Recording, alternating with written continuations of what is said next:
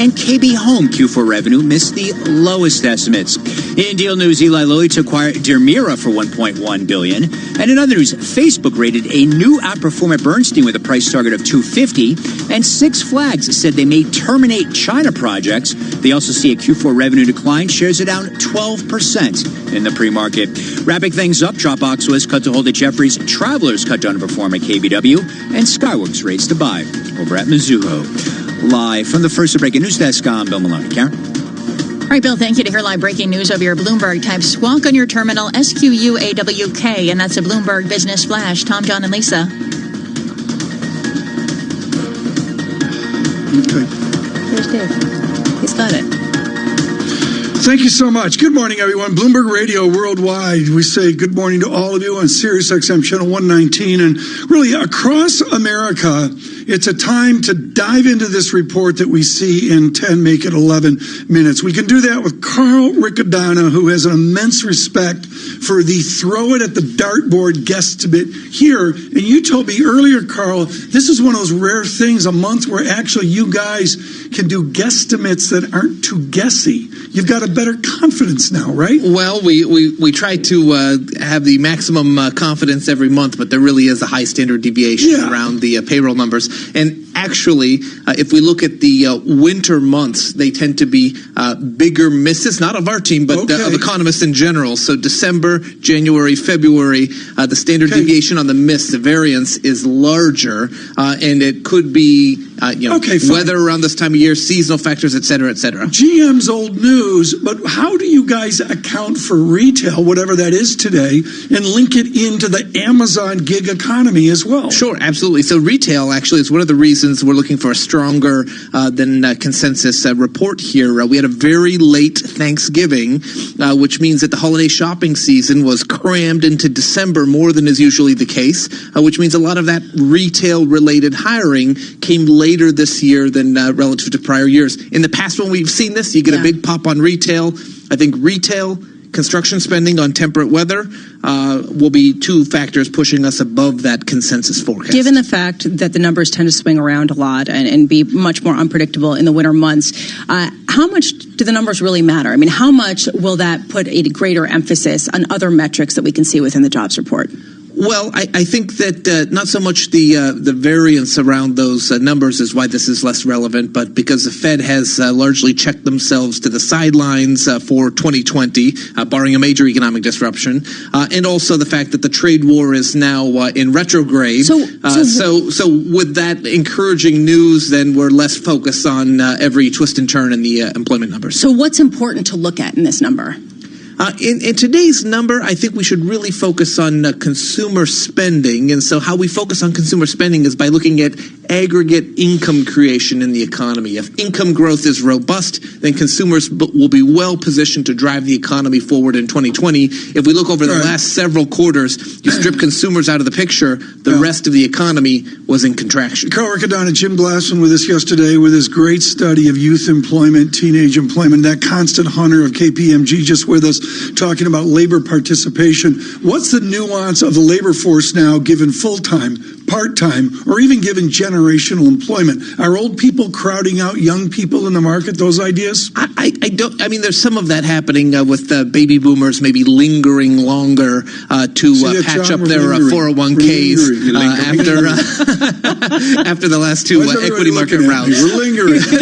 they're lingering. Why are you using we? Look, behind me here, there's a surveillance cast. So if we look at participation rates for the very top end of the age spectrum, we can definitely see those have moved higher, and so people are lingering as Carl, unemployment. Let's talk about it. You think it can go lower? Others don't think it can. They think we settle around these kind of levels. What gives you that conviction? What's interesting here? We're looking for about 2% GDP growth this year. That's not a bold call. The Fed's there. A lot of economists are in that general vicinity. Over the past decade, when we've seen growth in the vicinity of 2%, that has been adequate to drive the unemployment rate lower. So So there are some forecasters out there saying this time is different. 2% won't drive unemployment lower in 2020. I'm always very wary of saying those words in the economics profession. This time is different. I don't think it is different. Job momentum, hiring momentum is going to be probably below 200,000 this year on a monthly basis. It's still going to be above 100,000, which is the replacement rate for the labor force. GDP? What does it do to nominal? What does it do to real? So GDP comes in at 2 to 2.25% this year, but that drives the unemployment rate lower. So we're at 3.5 now. I don't think it declines today, incidentally, but I do think we'll be approaching 3.3% or maybe lower by the end of this year. How important is the quality of the jobs that we see getting created? This is a political issue, I think, and we have to look back. The jobs lost during the recession were more in the lower quality job spectrum, so lower wages, lower education requirements for those types of jobs. If we look at the unemployment rate for doctors and lawyers, you would never even know there was a Great Recession, right? And so it was lower quality jobs lost, and so you see lower quality jobs being added back in. But even those lower quality jobs, I hate to say low quality, any job is a good job, right? But those lower paid jobs, they're actually getting higher quality because, as we're seeing, as Constance highlighted in the earlier segment, we're seeing more wage pressures in that spectrum of the labor market. What does the market do if we get a Rica down at 210? I think if we get a 210, there's not a huge reaction. It should be maybe encouraging for equities, as it would point to stronger consumer spending and economic growth. It's not going to move the needle on Fed expectations. Help Farrell here. He needs a lot of help. What question would you ask Mr. Kudlow this morning in the 9 o'clock hour? Well, I'd really want to see what the breakdown of the jobs report looks like before you come up with the question. John's got all his questions pre-made. Good punt. It's a punt, but I would still focus on what's happening in the factory sector and the trade war, and really if this phase one deal is really going to move the needle on the economy. Wonderful. Carl Riccadonna, thank you so much. And again, Mr. Riccadonna and the Bloomberg team with a more optimistic statistic than what we see in the survey. And this, of course, comes after not only a bang-up ADP statistic, but a bang-up revision to the ADP report as well. Futures up 5, Dow futures up 32, ebbed off a little bit where we were 2 hours ago. I'm going to say Dow 28,961 on the Dow, SPX on the 3300 watch 3281 on S&P futures. The yield market right now, I'm going to call it a churn here. I think that's what John and Lisa would call it as well. Gold 15.48 the ounce, down $6. This is Bloomberg. Look at that. Why has J.D. Power ranked Commonwealth Financial Network #1 in independent advisor satisfaction among financial investment firms for the 6th straight time? We think it comes down to one thing: you. Because it's your input and feedback that keeps us focused on what's most important to you and your clients, and continually pushes us to be the best we can be. Maybe that's why we receive top marks in every category of the J.D. Power 2019 Advisor Satisfaction Survey. They named us #1 in client support, #1 in firm leadership, #1 in operational support, #1 in compensation, #1 in professional development support, and #1 in technology support. Ready to partner with the best? Call Commonwealth at 866-462-3638 or visit commonwealth.com and feel the power. Member FINRA SIPC, a registered investment advisor. For 2019 J.D. Power award information, visit jdpower.com/award. 25 years ago, NJIT graduate Dick Sweeney co-founded Keurig Green Mountain, a company whose incredible innovations changed the way the world brews a cup of coffee. Today, he lectures widely on business leadership and is a strong advocate for NJIT's work to combine business education with the power of STEM.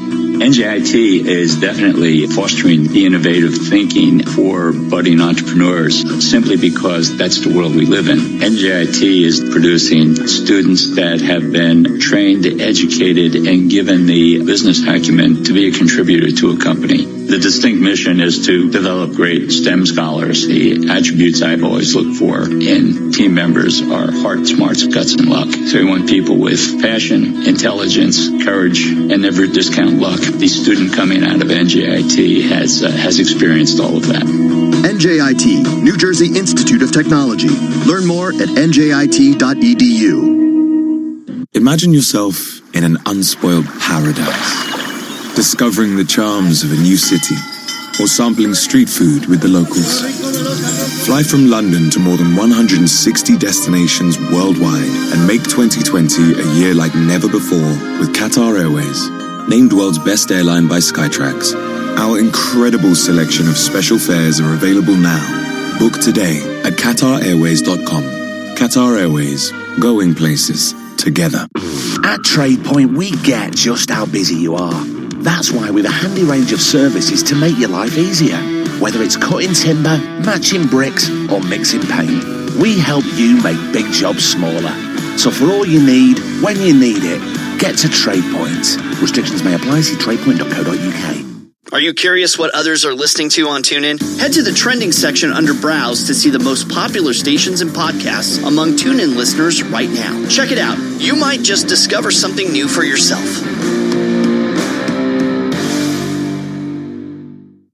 Want to hear about the latest and greatest things to listen to on TuneIn? For reminders of the biggest live sports games, debates, and breaking news stories, follow @TuneIn on Facebook, Twitter, and Instagram to stay connected with the audio that matters to you.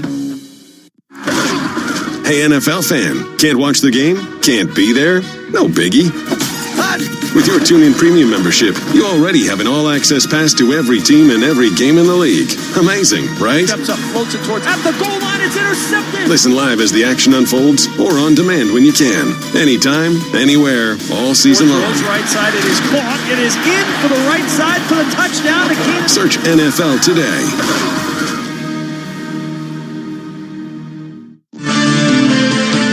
Broadcasting live from the Bloomberg Interactive Brokers Studio in New York.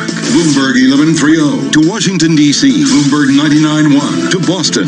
Bloomberg 106.1 to San Francisco. Bloomberg 960 to the country. Sirius XM Channel 119 and around the globe. The Bloomberg Business app and BloombergRadio.com. This is Bloomberg Surveillance. From New York City, this is Bloomberg Surveillance for our audience worldwide. We're live on Bloomberg Radio, where your economic indicators are brought to you by Commonwealth Financial Network. For the sixth straight time, J.D. Power ranks Commonwealth number one in independent advisor satisfaction among financial investment firms. Visit Commonwealth.com to learn more. Let's get you that economic data, shall we? Here's Vinny, Dow Judice. Hello, Jonathan. The government reporting non-farm payrolls. December rose by 145,000 below forecast. The prior month, it was a hefty number, revised lower to 256,000. The unemployment rate, 3.5%, a historic low, a half-century low. Average hourly earnings month over month, year over year, slowing. So again, non-farm payrolls, the economy adding 145,000 jobs in December. The prior month revised lower, but that prior month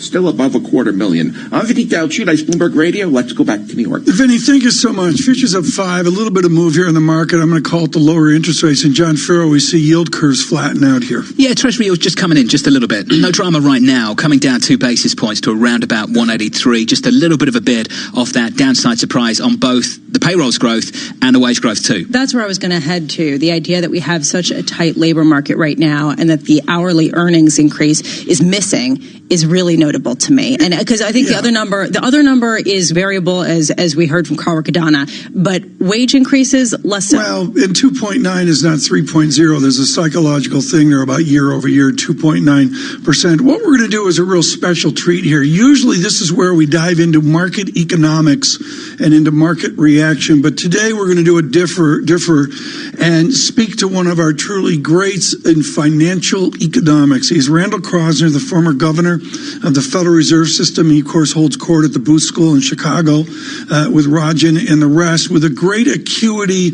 on the total financial system, global Wall Street, and how it does fold into this labor economy. Governor Krosner, thank you so much for joining us today. Just simply to begin, is this a fully employed America?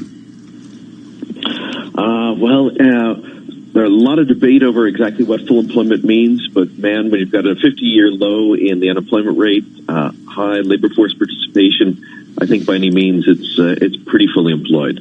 it's pretty fully employed, and we see a statistic of 3.5% on the unemployment rate. There's lots of other things. Underemployment rate comes in to a better number as well. Do you look at it as an aggregated labor economy, or like our listeners, are there partitions to the economy of the haves doing really well and maybe an underemployed or lesser employed group, and even a part of America that's simply not participating? Which is it? Well, there certainly are parts that have done better and parts that haven't done as well. But if you look, for example, at the break down the labor market into people who don't have a high school degree or no more than a high school degree, and people who have a bachelor's degree, there's actually been a greater fall in the unemployment rate for those with lower skills, with lower educational achievement, and so they have actually done relatively well in this market. That's often forgotten. That doesn't mean that the super high end hasn't also done very well.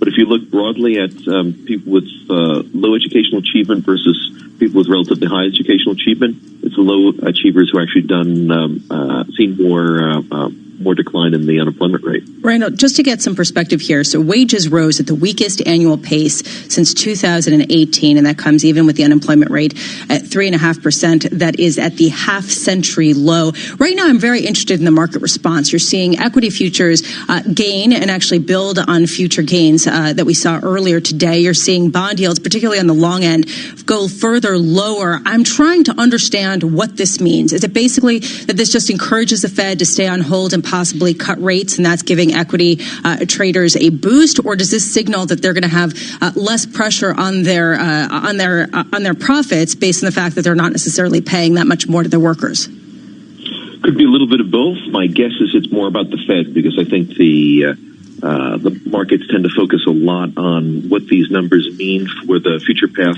of Fed rate changes, and I think you're exactly right. Less inflation pressure. The Fed is more likely to either stay on hold or move down rather than move up. I mean, John, this goes to your conversation with Lawrence Kudlow coming up in the 9 o'clock hour. Not only the challenge of wage growth in America, but buried in our Bloomberg story here, the job formation of 2011, and we're back there, 2.11 million across all of the 12 months of the year. That from Reed Pickard of Bloomberg News. The slowest payrolls growth since 2011 at 2.11 million, as Tom points out, Professor. Your thoughts on that? Is that just a sign that we have got to full employment, that payroll growth will mature, it will slow down, but not necessarily a signal of anything too much more dramatic than that? I think that's right. I mean, it's not like we've fallen off the cliff in the growth of wages or in the growth of employment. It certainly stepped down, but when you're after a full decade of job growth, after on the order of nearly 20 million jobs being added, that's a pretty good context, and it just becomes harder and harder because there aren't as many people who are potentially ready to be employed. So you're naturally going to see a slowdown in job growth. I'm going to talk to Larry Kudlow about this a little bit later, and I'm interested to see how we'll spin the conversation. Professor, does 2% GDP growth get it done? We're seeing consumer confidence at multi-decade highs. We see an employed America, companies still adding to the payroll, even though we've gone through some real tension with a big trade partner over the last 12 months, and we've generated growth of in and around 2%. Does 2% get it done? I guess it depends who you ask. Get it done. My guess is my good friend Larry will say it's not enough, and that the administration would like to see more, and think that we can achieve more with further regulatory reforms and tax reforms. But if you look at the underlying fundamentals, the underlying demographics, that's probably roughly around what we can achieve. And if we want to continue to grow at relatively low inflation and in a steady way, that's probably the area we're going to be in, unless there is some quite major change that affects productivity that could then kick up the growth rate. Brenda, I want to go back to something that you were saying, and given your experience on the Fed, I'm trying to understand the market's interpretation of the central bank here. The idea that the Fed is more incentivized to potentially even cut rates further in the light of the lack of momentum that we're seeing in the jobs market. Do you think that's justified? I mean, in fairness, we would expect to see job gains sort of ease off at this point in the cycle. the key thing that the Fed is looking at now is inflation. Inflation is still below its 2% target. Historically, if you had seen this kind of labor market, you would be seeing U.S. inflation significantly above that 2% target. And the Fed is haunted by the specter of Japan. Japan has had low unemployment rate, and the Japanese cut interest rates in negative territory, have purchased an enormous number of assets, far more than the Fed did relative to the size of the economy, and they still can't get inflation anywhere close to their 2% target. So the Fed wants to stay ahead of the curve, and so even before inflation starts to fall, they may want to fall significantly. They might want to cut rates again, not because they're focusing on the unemployment rate, but because they're focusing on the inflation rate. This is an incredibly important statement, Governor, the idea that we are haunted by Japan. We have a dynamism, as Ned Phelps would say, that is extraordinary. I think of the spirit of your Chicago, of clearing markets and moving forward. If we're haunted by Japan, what's the run rate of our animal spirit? What's the run rate of nominal GDP? Where are we back to? The 50s, 1947? Are we back to the lethargy of another time and place? Well, lethargy, I think, is not really quite fair, because it would be that, we've got inflation between, let's say, around 1.5% and growth around 2%, so that adds up to about 3.5%. But when you have the unemployment rate at such a low level that you have starting to see some reasonable job gains, wage gains overall, not gangbusters, but reasonable, I think it's a little bit unfair to say that's lethargic. Professor, I just want to get to the end game, if we can. Late cycle is what many people refer to this particular part of the expansion, the recovery, the last 10 years. Larry Summers, the former Treasury Secretary, making some headlines with our colleague David Weston. That will air on Wall Street Week beginning at 6 p.m. Eastern today. Larry said the following, that he thinks it's pretty unlikely that the Federal Reserve can respond to the next recession, because usually you would need 5 percentage points. Rates right now below 2. He doesn't believe QE and that kind of stuff is worth anything like another 3 percentage points. What's your assessment?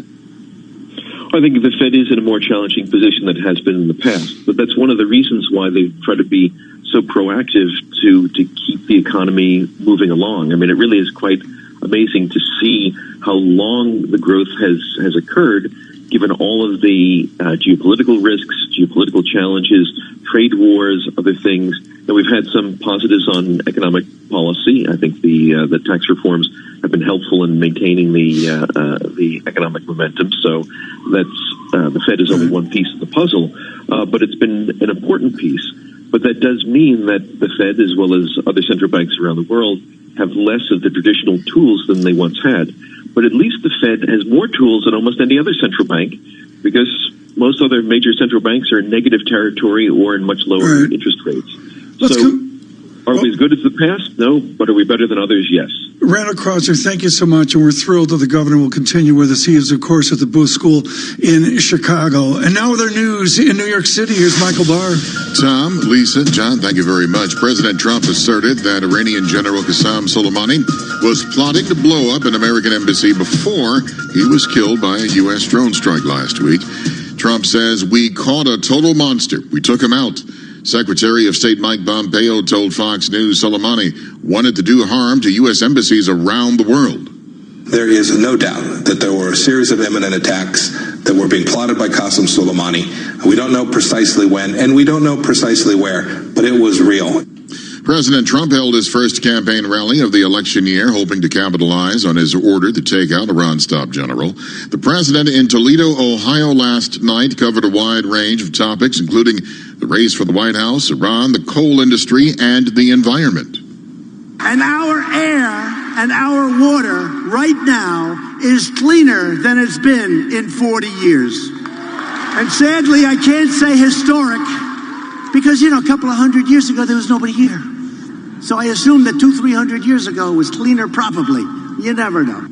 Thousands of people are taking to the streets in several Australian towns to demand action from the government over the fires burning across the country. Residents fled their homes and helicopters dropped supplies to towns at risk of nearby wildfires as hot, windy conditions threatened already fire-ravaged southeastern Australian communities. The danger is centered on New South Wales and Victoria, Australia's most populous states.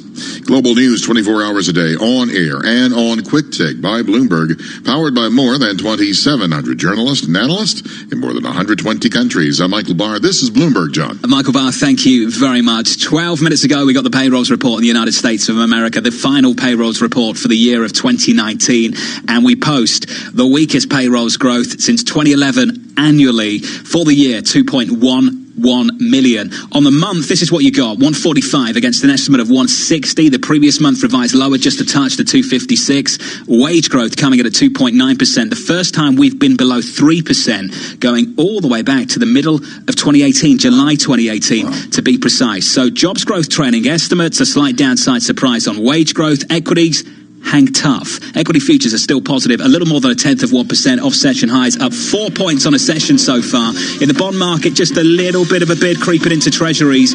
Yields down by a basis point to 184. From New York this morning, good morning to you all on this Payrolls Friday. This is Bloomberg.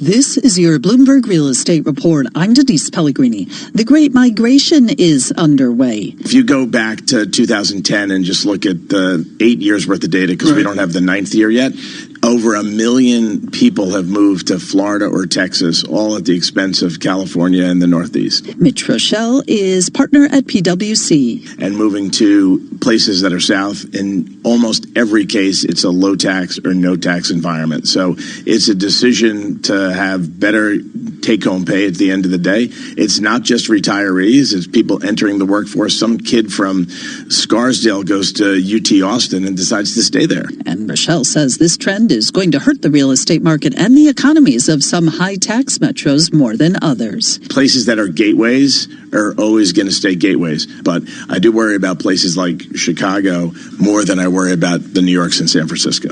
And that is your Bloomberg Real Estate Report. I'm Denise Pellegrini. Asset managers who seize change to launch new strategies, add distribution channels, or exploit new technology to re-engineer the investor experience are often rewarded. However, in an industry paralyzed with complexity, few act with agility or decisively. Few run their businesses strategically. Yet the most competitive managers in the market know with the right partner and a flexible operating system, you can. Go boldly toward change with SEI Investment Manager Services. Determination and operational strength are both essential factors for growth in asset management. I'm Steve Meyer, President and Head of SEI's Investment Manager Services Division. We know that disruptive forces create opportunities around the world. If you see potential in change, our industry specialists will maximize SEI's integrated platform of data and risk management, global investment operations, compliance support, and investor services to position your asset management business for success. Come grow with us. With SEI Investment Manager Services, you lead the charge in a competitive marketplace. Learn more at SEIC.com/C. Sometimes in business, you have to take risks, but trading across borders and currencies shouldn't be one of them. With Western Union Business Solutions, we can help you manage the risk of doing business internationally. Our valuable experience, expert knowledge, and extensive global network makes us the ideal trusted partner for your business. And with our customer-focused support team, you'll receive a dedicated solution and personalized service. Visit westernunionbusiness.com. Western Union Business Solutions, a global financial network you can trust. Here at Tesco, we're celebrating over 100 years of great value, with even more great prices that take you back. Like a 280-gram Tesco stone-baked pepperoni pizza, now half price from £3.50 to just £1.75. All this week at Tesco. Selected larger stores subject to availability. Offer ends 14th of January. You might already know that TuneIn allows you to listen to all the pro sports leagues wherever you go. But did you know TuneIn is also home to the wide world of college sports? Open three, DeAndre Hunter got it! Hand off Carruthers, big hole right side. He leaps and he surges in, touchdown! From live college football, basketball, and baseball games to podcasts and coaches shows fueling your love for the game in your school. And the best part is, it's all free. Search college sports to find your team or league.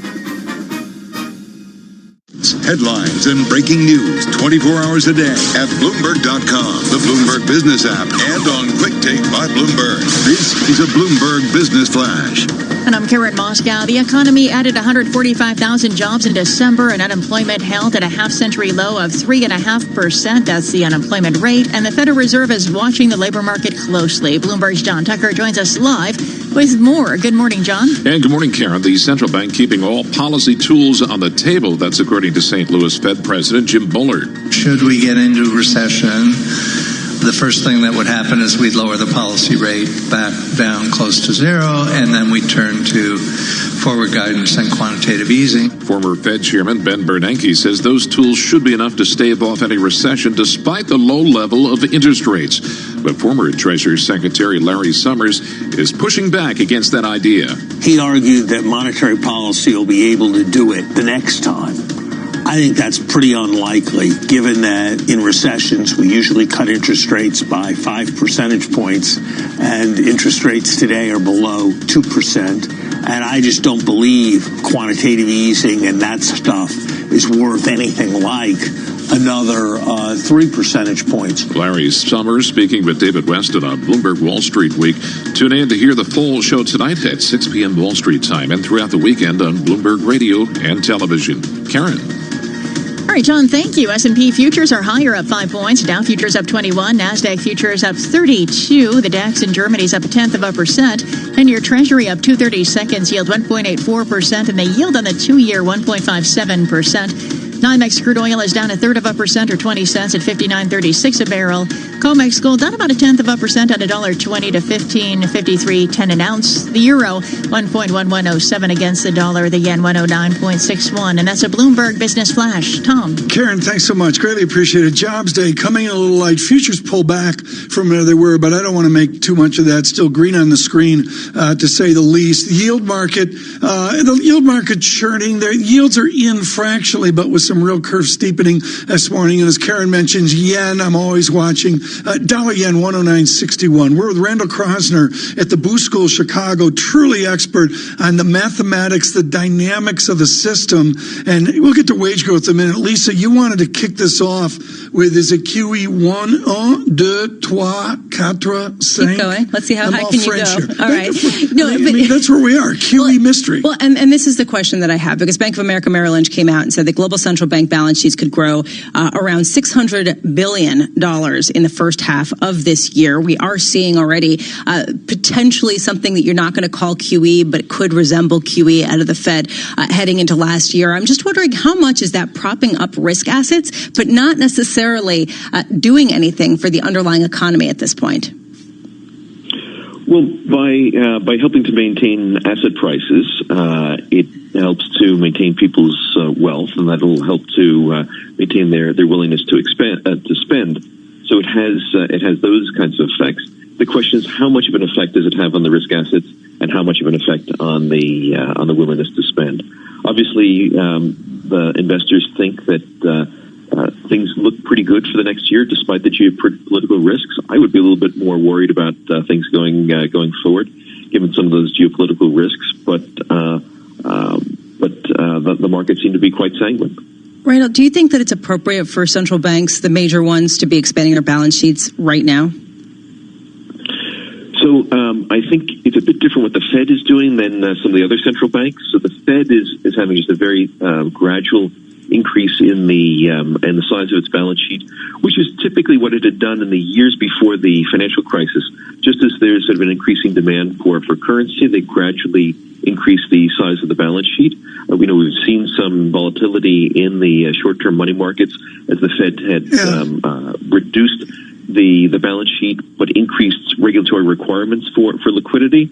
And so I think that's different than what the Bank of Japan is doing, what the ECB is doing, which is a very conscious quantitative easing policy of buying long-term assets. Randy, on July 20th, 1969, Neil Armstrong was just barely into landing the lunar module, and he simply said, "Program alarm," and everybody sat up at Cape Canaveral and at Houston as well. The LEM module going down there was an untried experiment. Are we doing a moon landing right now? Are we involved in economic dynamics that are untested, unexperimented? We have not modulated our observations. How naked are smart, well-meaning people in trying to fix all of this, including negative interest rates? Well, certainly we have less experience with these than we've had with sort of more traditional monetary policy over much longer periods of time. But we've now had a decade where we can see what the consequences of ultra-low interest rates are, of quantitative easing are for the U.S. Fair. And so I think we can see that we have seen some positive responses from that. And, the markets have been up for a decade. The job market has improved significantly over a decade. Yeah. There were all of these discussions that, this is just like short-term sugar highs. Can you really maintain it for a decade? I don't think so. I think the fundamentals have actually gotten better. The exact pricing of the stock market, could that come down? Because that could be a bit of a sugar high for sure. But I think we've seen real substantial fundamental gains over that time. And I think monetary policy is at least in part to call out for credit for that. This has been wonderful, very generous of your time. Professor Krosner, thank you so much. He's with the Booth School in Chicago, former governor of the Federal Reserve System. We didn't get to it, Lisa, but the wage growth headline off of this jobs report, I'm sorry, 2.9% is distant from 3.0%. Yeah, and the 3.1% that was the expected increase that was across the street. So there is a question here, again, why at this point, given how tight the labor market is, the 3.5% unemployment rate that is half-century low, why are we not seeing faster wage growth? I don't see this among our listeners. I don't think there's any question among our listeners that to a broad part of America, wage growth is really not there. And you can go into wages or benefits, ECI, the cost of medical, just as one example. But it's just not enough wage growth to get it done politically. Yeah, and there's a question of, again, the sort of conundrum that Randy was talking about with respect to the Fed and inflation. Why aren't we seeing faster wage growth? Yeah. I mean, what theory have you heard that you actually buy? I buy the technology theory where long ago when I'm in the surveillance casket, you will be analyzing technology and its impact coming off of a certain date. But what about all of the studies that show that more jobs are created in order to implement new technologies? Those are skilled labor. Those are skilled jobs where people cannot hire fast enough. And those are jobs that pay more. I'm just trying to understand this. Or is it the globalization argument? I'm not sure that it totally bears out. Yes, a lot of the low-wage jobs have been cut out by certain technologies, but there still is a lot left. Well, there'll be much more left. Lisa Abramowitz, Tom Keene with us, John Farrow as well, off to speak to Lawrence Kudlow, an important conversation. Tonight, 6 p.m., David Weston in conversation with Lawrence Summers and Roger Ferguson, the former vice chairman of the Federal Reserve System. Look for Wall Street Week on Bloomberg. Good morning.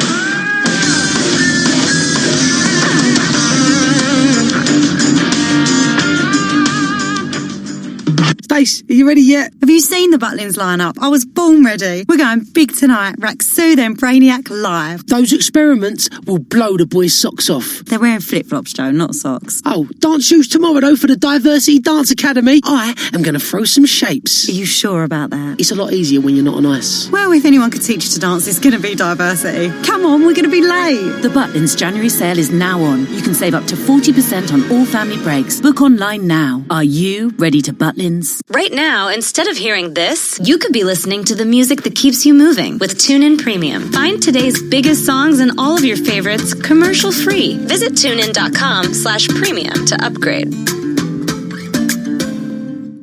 Pascal gobbles up the rebound and slammed it down. Get your favorite NBA team right here on TuneIn. A step back, deep three is up and in. Search NBA on TuneIn and hear all the action. The NBA lives on TuneIn. You love TuneIn for live breaking news from CNN, MSNBC, Fox, CNBC, and more. But when you can't catch your favorite show as it airs, it might just be a click away as a podcast. Search your favorite news station to explore all the on-demand news shows on TuneIn. You might already know that TuneIn allows you to listen to all the pro sports leagues wherever you go. But did you know TuneIn is also home to the wide world of college sports? Open three, DeAndre Hunter got it! Handoff Carruthers. Big hole right side. He leaps and he surges in. Touchdown. From live college football, basketball, and baseball games to podcasts and coaches shows fueling your love for the game in your school. And the best part is, it's all free. Search college sports to find your team or league. The puck drops. 12 players face off to win. The suspense is pure torture, but you wouldn't miss this for the world. TuneIn brings you every minute of the NHL season. Listen live to hockey when it matters most on TuneIn. Want to hear about the latest and greatest things to listen to on TuneIn? For reminders of the biggest live sports games, debates, and breaking news stories, follow @TuneIn on Facebook, Twitter, and Instagram to stay connected with the audio that matters to you. Did you know your favorite radio stations are in your pocket? Yes, the TuneIn app lets you listen to the same radio stations you pick up on your home or car radio anywhere you want. To see all the stations broadcasting in your area, find the local radio section on the home screen. Keep it local with TuneIn. Hear every play of the NFL playoffs live with the NFL on TuneIn Premium. The divisional round kicks off Saturday at 4:35 p.m. Eastern when the Vikings travel cross country to take on the 49ers in an NFC showdown in Santa Clara. The action continues at 8:15 as the Ravens host the Tennessee Titans in Baltimore. On Sunday, listen live beginning at 3:05 Eastern as the Texans and Chiefs square off in Kansas City, followed by the Seahawks and Packers at 6:40 in Green Bay. The excitement of the NFL playoffs is on TuneIn Premium. Upgrade today. And average hourly earnings rose a less than expected 2.9% from the year before. The wage numbers suggest that the labor market is not as tight as the unemployment rate indicates. Hiring in 2019 was the slowest since 2011 at 2.11 million jobs created. Grubhub says it's not for sale. The food delivery company is pushing back against media reports that sent shares surging this week.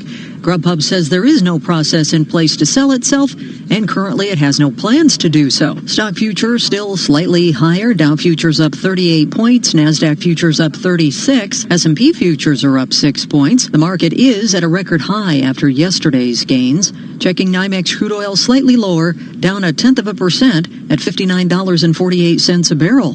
Gina Cervetti, Bloomberg Radio. Revisions, return policies. There are so many ways to redo a decision. What are the ramifications if she crumbles or doesn't crumble? Do they have any path other than the courts? Except here, we have to get it right the first time. We always talk about the losers in a trade war. Are there winners? So that you can too. How does your modeling have to pivot to reflect a different scenario? Bloomberg Radio, the Bloomberg Business, Radio.com, and iHeartRadio apps, and BloombergRadio.com. Bloomberg, the world is listening.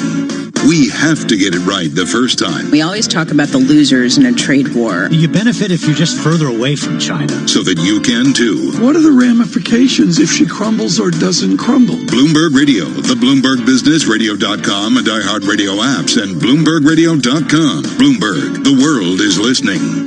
From the financial capital of the world, 24 hours a day at Bloomberg.com, on the Bloomberg Business app, and on Quick Take by Bloomberg. This is Bloomberg Radio.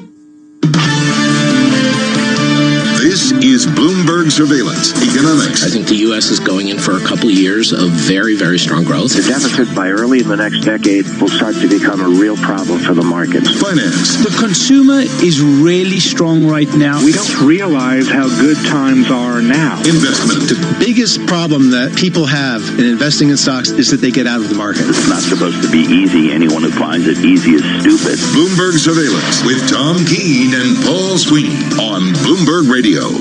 Good Friday morning from New York City to our worldwide audience. It is Jobs Friday. Jobs numbers came in a little bit light relative to expectations, but the good news is that unemployment remains at a 50-year low of 3.5%. We've got green on the screen here in the futures market. S&P up 5, Dow up 22, NASDAQ up 28. Bonds pretty quiet right here. The 10-year yield about 1.86%. Not much movement there. Oil also calm here this morning as geopolitical tensions tend to ebb a little bit here. Let's get an idea where the action is with the equity markets here before the open with Bloomberg Stocks editor Dave Wilson. Dave, what are you looking at? Well, let's start out with Boeing, Paul. The shares are down about 0.5% in early trading. The plane maker released internal messages that showed employees doubts about the 737 MAX jet, which has been grounded since March.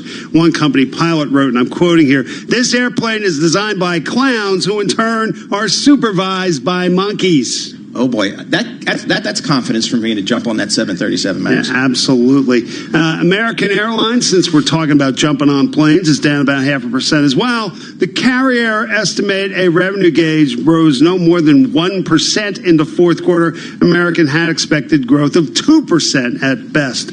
NVIDIA is up 1.5%. Bank of America raised its 12-month share price estimate for the chip maker by $25 to $300. The new target is the highest among more than 30 analysts in a Bloomberg survey. B of A citing a potential pickup in NVIDIA's growth this year. Xilinx, though, down 2%. Bank of America cut its rating on the chip maker, the equivalent of sell from neutral. The firm cited growing competition from NVIDIA, among other issues. Norton LifeLock is up 2.5%. The cybersecurity company declared a special dividend of $12 a share, or more than $8 billion total. Now, that payout follows a $10.7 billion sale of a business security unit to Broadcom in November. Since we're talking about deals, Dermira, the most active stock in early trading, up 4.5%. The skin treatment developer accepted a $1.1 billion takeover offer from Eli Lilly. The all-cash deal is valued at $18.75 a share. Noteworthy that Dermira is trading above that price as we speak, last quoted at $19.16. Grubhub, though, down 9.5%. The food delivery service denied it's considering a potential sale, as reported by the Wall Street Journal and the New York Post on Wednesday. On the earnings front, KB Home down 2.5%. The home builder's revenue for the fiscal fourth quarter trailed analysts' lowest estimate in the Bloomberg survey. At the same time, earnings were just above the average projection. Foot Locker down 2%. The athletic wear retailer was cut to neutral from the equivalent by Susquehanna. The firm said it expects fiscal fourth quarter sales to trail the company's forecast for stores open more than a year. Six Flags is down 18%. The theme park owner said it expects fourth quarter revenue to drop as much as $10 million from a year earlier. Six Flags also said it plans $10 million in charges related to developments in China and may terminate all its projects in the country. And one more for you, Portola Pharmaceuticals down 41%. Preliminary results showed fourth quarter sales of the company's blood treatment and Dexa totaled $28 million. Analysts looking for $41.2 million on average in a Bloomberg survey. David Wilson, thank you so much. Greatly appreciate that this morning. Futures up 6, Dow futures up 25. We've got a very busy 9 o'clock hour for you here, Wall Street time, of course, coming off the jobs report. But right now, we need you to so much that's going on in Washington. Joining us with Face the Nation, of course, you can hear it on Bloomberg Radio Sunday afternoon. Margaret Brennan joins us right now. Margaret, I spoke twice this morning with Stephen Cook of the Council on Foreign Relations in his important foreign policy magazine essay of a few years ago, which is Leave Iraq and Leave It Now. And of course, with all the on-the-ground reality that comes with Stephen Cook's work as well, how much of a consensus is there in Iraq, or for that matter in Washington, to in some form escape from Baghdad? There's no consensus in either place. President Trump campaigned, as President Obama did, on bringing troops home and ending the U.S. presence. But what he has been persuaded, as he told me last year in our interview, was that it's important to keep a U.S. presence in Iraq to watch what's happening next door in Iran. For him, that's the mental justification he has for keeping 5,000 troops there currently. But as we know, he's promised to bring them home on some uncertain timetable. What is happening right now is Iran looks at the U.S. military right next door and is not comfortable with it. Iran and the U.S. have been jockeying for influence for decades, and that is why there is no consensus within Iraq and their parliament necessarily on this decision to try to eject U.S. troops. But we did hear overnight from the Iraqi prime minister that he told Secretary of State Pompeo, send me some diplomats really soon because we need to start to talk about when the exit will happen. Just very quickly here, Margaret, with the compressed time that we have today, tell us about Face the Nation as it lines up for Sunday. We'll talk about exactly this with the Defense Secretary, Mark Esper. We'll also talk about the debate regarding authorization for military force with Mike Lee of Utah, Republican, very critical of what the president did. Tim Kaine, Democrat from Virginia. We'll also speak to John Kerry, former Secretary of State, who negotiated that diplomatic deal with Iran. Interesting. Margaret Brennan, thank you so much. With Face the Nation, see it on the CBS television network Sunday morning. Hear it on Bloomberg Radio, 2 p.m. on Sunday. Joining us now with a really, really important essay, and this is particularly for all of you who have loaded the boat on Apple. Up it goes. Paul Sweeney was selling shares yesterday. I'm buying my first position in Apple today. I know your dollar cost averaging in. I understand. But Matt Winkler wrote this column on one of my favorite tech investors, a client of mine for a long time, Paul Wick Seligman. Legendary. He has been just fantastic on all things technology. So, Matt, thanks so much for joining us here. What did you find out about Paul Wick and the positions he has in the tech space? So, one thing he says, and he says, he didn't invent it. Probably Howard Marks coined the term, which is if you want to beat the indexes, don't look like the indexes. Right. For a start. And last year, everybody looked great doing anything really in the stock market, but particularly the big five, which are the companies that have dominated really the past decade, one of which you mentioned, Apple, of course, but all the others. And that's not where he was. He was in semiconductors and actually more than a handful of companies that are committed to a fossil-free energy future. And the combination, which was very different from what most people were doing last year, enabled him to return 54%, which is stunning when you think about, the market last year, which was great, best since 2013 at 31% or so. But the thing here, Matt, that's so important, we get this off the Bloomberg Professional Service, which Matt Winkler helped invent. Paul Sweeney, it's a tough time for Mr. Wick. 1 year return, 98th percentile. Yep. 3 year return, 95th percentile. 5 year return, 98th percentile. That's pretty. Yeah, he should start a hedge fund. He's pretty good. I mean, and it's interesting. I mean, does he have a sense for where technology is going over the next several years? I mean, is he, all I hear about is AI and virtual reality and 5G. Does he have some opinions about kind of what some of the themes are? Well, you bet. I mean, in a general sense, since you brought it up, and he has said this, one of the things that he looks at is intellectual property. And they try, as a fund, to spend as much time as they can identifying companies that are themselves spending money developing new products, strengthening the existing products that they have.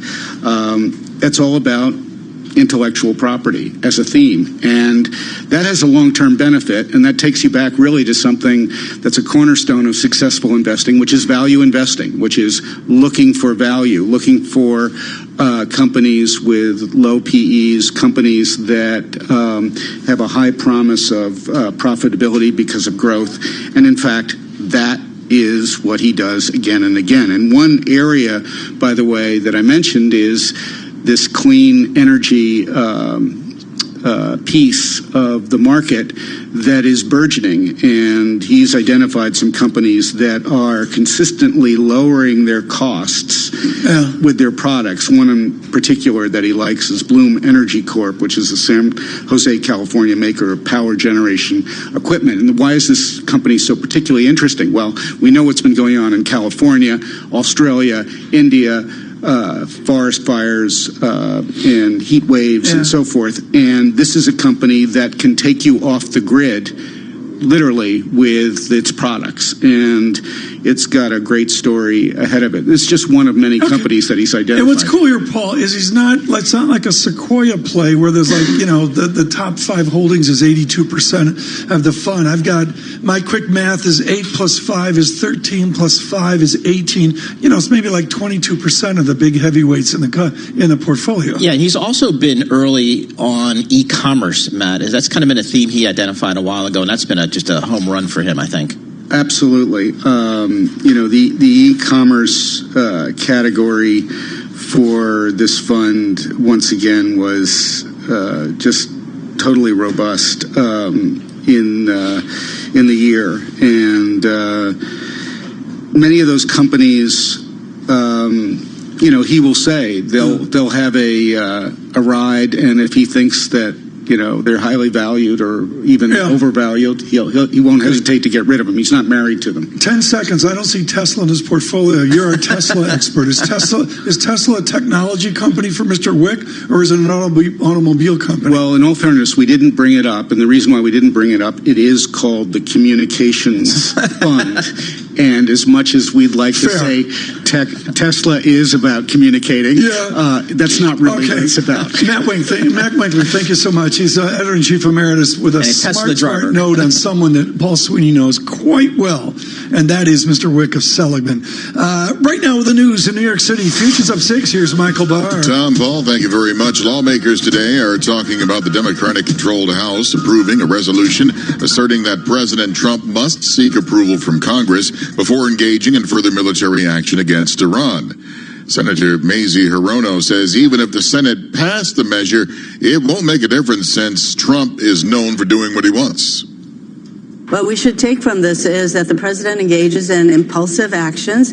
This is why it is very important that the House passed the War Powers Resolution yesterday, and for the Senate to address the same resolution, which is Tim Kaine's resolution, joined by Rand Paul and Mike Lee. Republican Senators Paul and Lee were angry, calling yesterday's briefing on Iran from the Trump administration vague.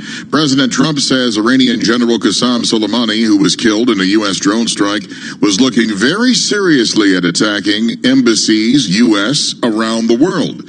During a rally in Toledo, Ohio, he says the president also says the administration will make great strides in medicine. We will achieve new breakthroughs in science and medicine, finding new cures for childhood cancer, and ending the AIDS epidemic in America. Nobody knew that. Could have been done long before I got here. They had the technology. But we're ending the AIDS epidemic in America within 10 years. Medill Air Force Base in Tampa, Florida, was briefly put on lockdown this morning after a report of an armed suspect outside the base. A base spokesman says officials are assisting local law enforcement in searching for the suspect. Global news 24 hours a day on air and on Quick Take by Bloomberg, powered by more than 2,700 journalists and analysts in more than 120 countries. I'm Michael Barr. This is Bloomberg, Paul. Michael Barr, thank you so much. We have green on the screen. Jobs day today came in a little bit lighter than expectations, but unemployment remains at a 50-year low of 3.5%. S&P futures up 5, Dow up 30. This is Bloomberg. Why do hedge funds and other alternative managers rely on Pershing for a highly personalized experience? Mark Alderati, a managing director at BNY Mellon's Pershing and head of Prime Services, explains. In today's fast-paced environment, where the only constants are change and volatility, you need a prime broker who's both steady and agile, focused on supporting your needs so that you can focus on growing your business and producing results. Exceptional client service and advocating for our clients is at the core of what we do. Our award-winning high-touch team is just one of the benefits of working with BNY Mellon. We help alternative investment managers create great experiences for their clients. Whether it's customized financing, securities lending solutions, platform access, or outsourced trading, BNY Mellon's Pershing is a prime broker who's committed to this business and dedicated to meeting your evolving demands. To learn more about the unique and industry-leading solutions for hedge funds and other alternative managers, visit Pershing.com. Pershing, LLC. Member FINRA, NYSE, SIPC. Message and data rates may apply. T&C and privacy terms can be found at babbel.com/terms. Please don't text and drive. Have you wanted to speak a new language, but you thought it'd be too hard or take too much time? Then try Babbel for free by texting EXPLORE to 64,000. In just 15 minutes a day, you'll be on your way to speaking a new language in just a few weeks. And right now, you can try Babbel for free. Babbel starts out teaching you words and phrases by matching them with pictures. You won't believe how easy the interactive program is. Soon the sentences get a little bigger, and before you know it, you're having simulated conversations voiced by native speakers. And because Babbel is crafted by language experts and uses the spaced repetition method, in just 10 to 15 minutes a day, you'll be speaking the language of your choice with real confidence. With Babbel, you can speak a language. Just text EXPLORE to 64,000 and start your first lesson in the language of your choice for free. Download the Babbel app or text EXPLORE to 64,000 and try it for free. Text EXPLORE to 64,000. Influential conversations from Bloomberg Television. Here's Taylor Riggs. Snap shares spiked Thursday after the social media company received 2 upgrades, with both firms citing an improved view towards its 2020 prospects.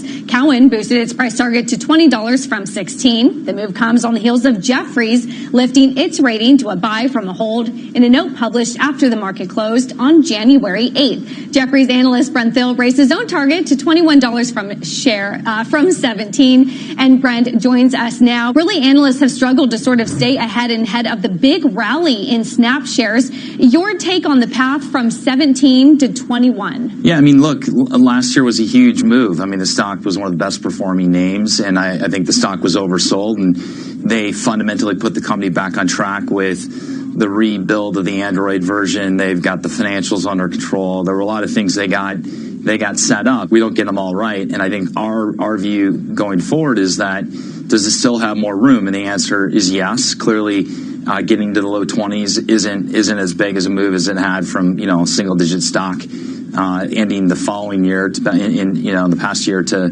what happened last year. So our view is that it's still a good story that's showing improvement in monetization. Hear more interviews like this one on Bloomberg Television, streaming live on Bloomberg.com and on the Bloomberg mobile app, or check your local cable listings. Hours a day at Bloomberg.com, the Bloomberg Business app, and on Quick Take by Bloomberg. This is a Bloomberg Business Flash. And I'm Karen Moscow. U.S. futures holding on to gains while treasuries are mixed after hiring data added to some optimism that the world's largest economy remains on solid footing. Contracts on the S&P 500 pointing to a higher open after jobs numbers missed estimates for December, while the unemployment rate remained unchanged at 3.5%. We check the markets every 15 minutes throughout the trading day on Bloomberg. S&P futures up about 6 points. Dow futures up 29. NASDAQ futures up 29. The DAX in Germany is up 0.2%. 10-year Treasury up 2.30 seconds, yield 1.84%, and the yield on the 2-year 1.57%. NYMEX crude oil is down 0.9% or 53 cents at 59.04 a barrel, and COMEX gold is down 0.1%, down $2.30 at 15.52 an ounce. The euro 1.1091 against the dollar, British pound 1.3066, and the yen 109.64. And that's a Bloomberg Business Flash. Tom and Paul. Karen, thanks so much. Futures up 6, Dow futures up 28. It's Friday, Paul. We're going to do the economy here with Tiffany Wilding, but we're all addicted to this. We had a 29,000 futures print. Are we on a Dow 30,000 watch? I've never said that. I think we are. You asked, were we 27,000? Yes. 28,000? Yes. 29? Why not 30? Well, I spoke to Chairman Greenspan today, and of course, he was legendary when he was on the watch of watching the stock market. Tiffany Wilding with us with PIMCO on economics. Tiffany, do you watch the stock market? Do you care about it? Yeah, I mean, I think we all watch the stock market, to some extent, maybe some people more detailed than others, but the thing that economists really look at with respect to the stock market is what we call equity risk premium, or the additional yield that investors require to, move into equities from bonds. And, that's been coming down consistent with the fact that equities have been going up. And I actually think that just reflects the fact that, probability of recession risks, I think, have fallen somewhat, at least over the last several months, because you've had trade tensions that have come down a bit, and this geopolitical risks maybe weren't as bad as initially thought after the first Iran flare up. Right, in the vicinity of 9:35, maybe a bit after that. John Farrell with Lawrence Kudlow will bring that to you worldwide as he talks up the job economy. What kind of GDP do you see in the run rate of 3 months moving average of jobs? I mean, is PIMCO coming off a very cautious view to something more optimistic?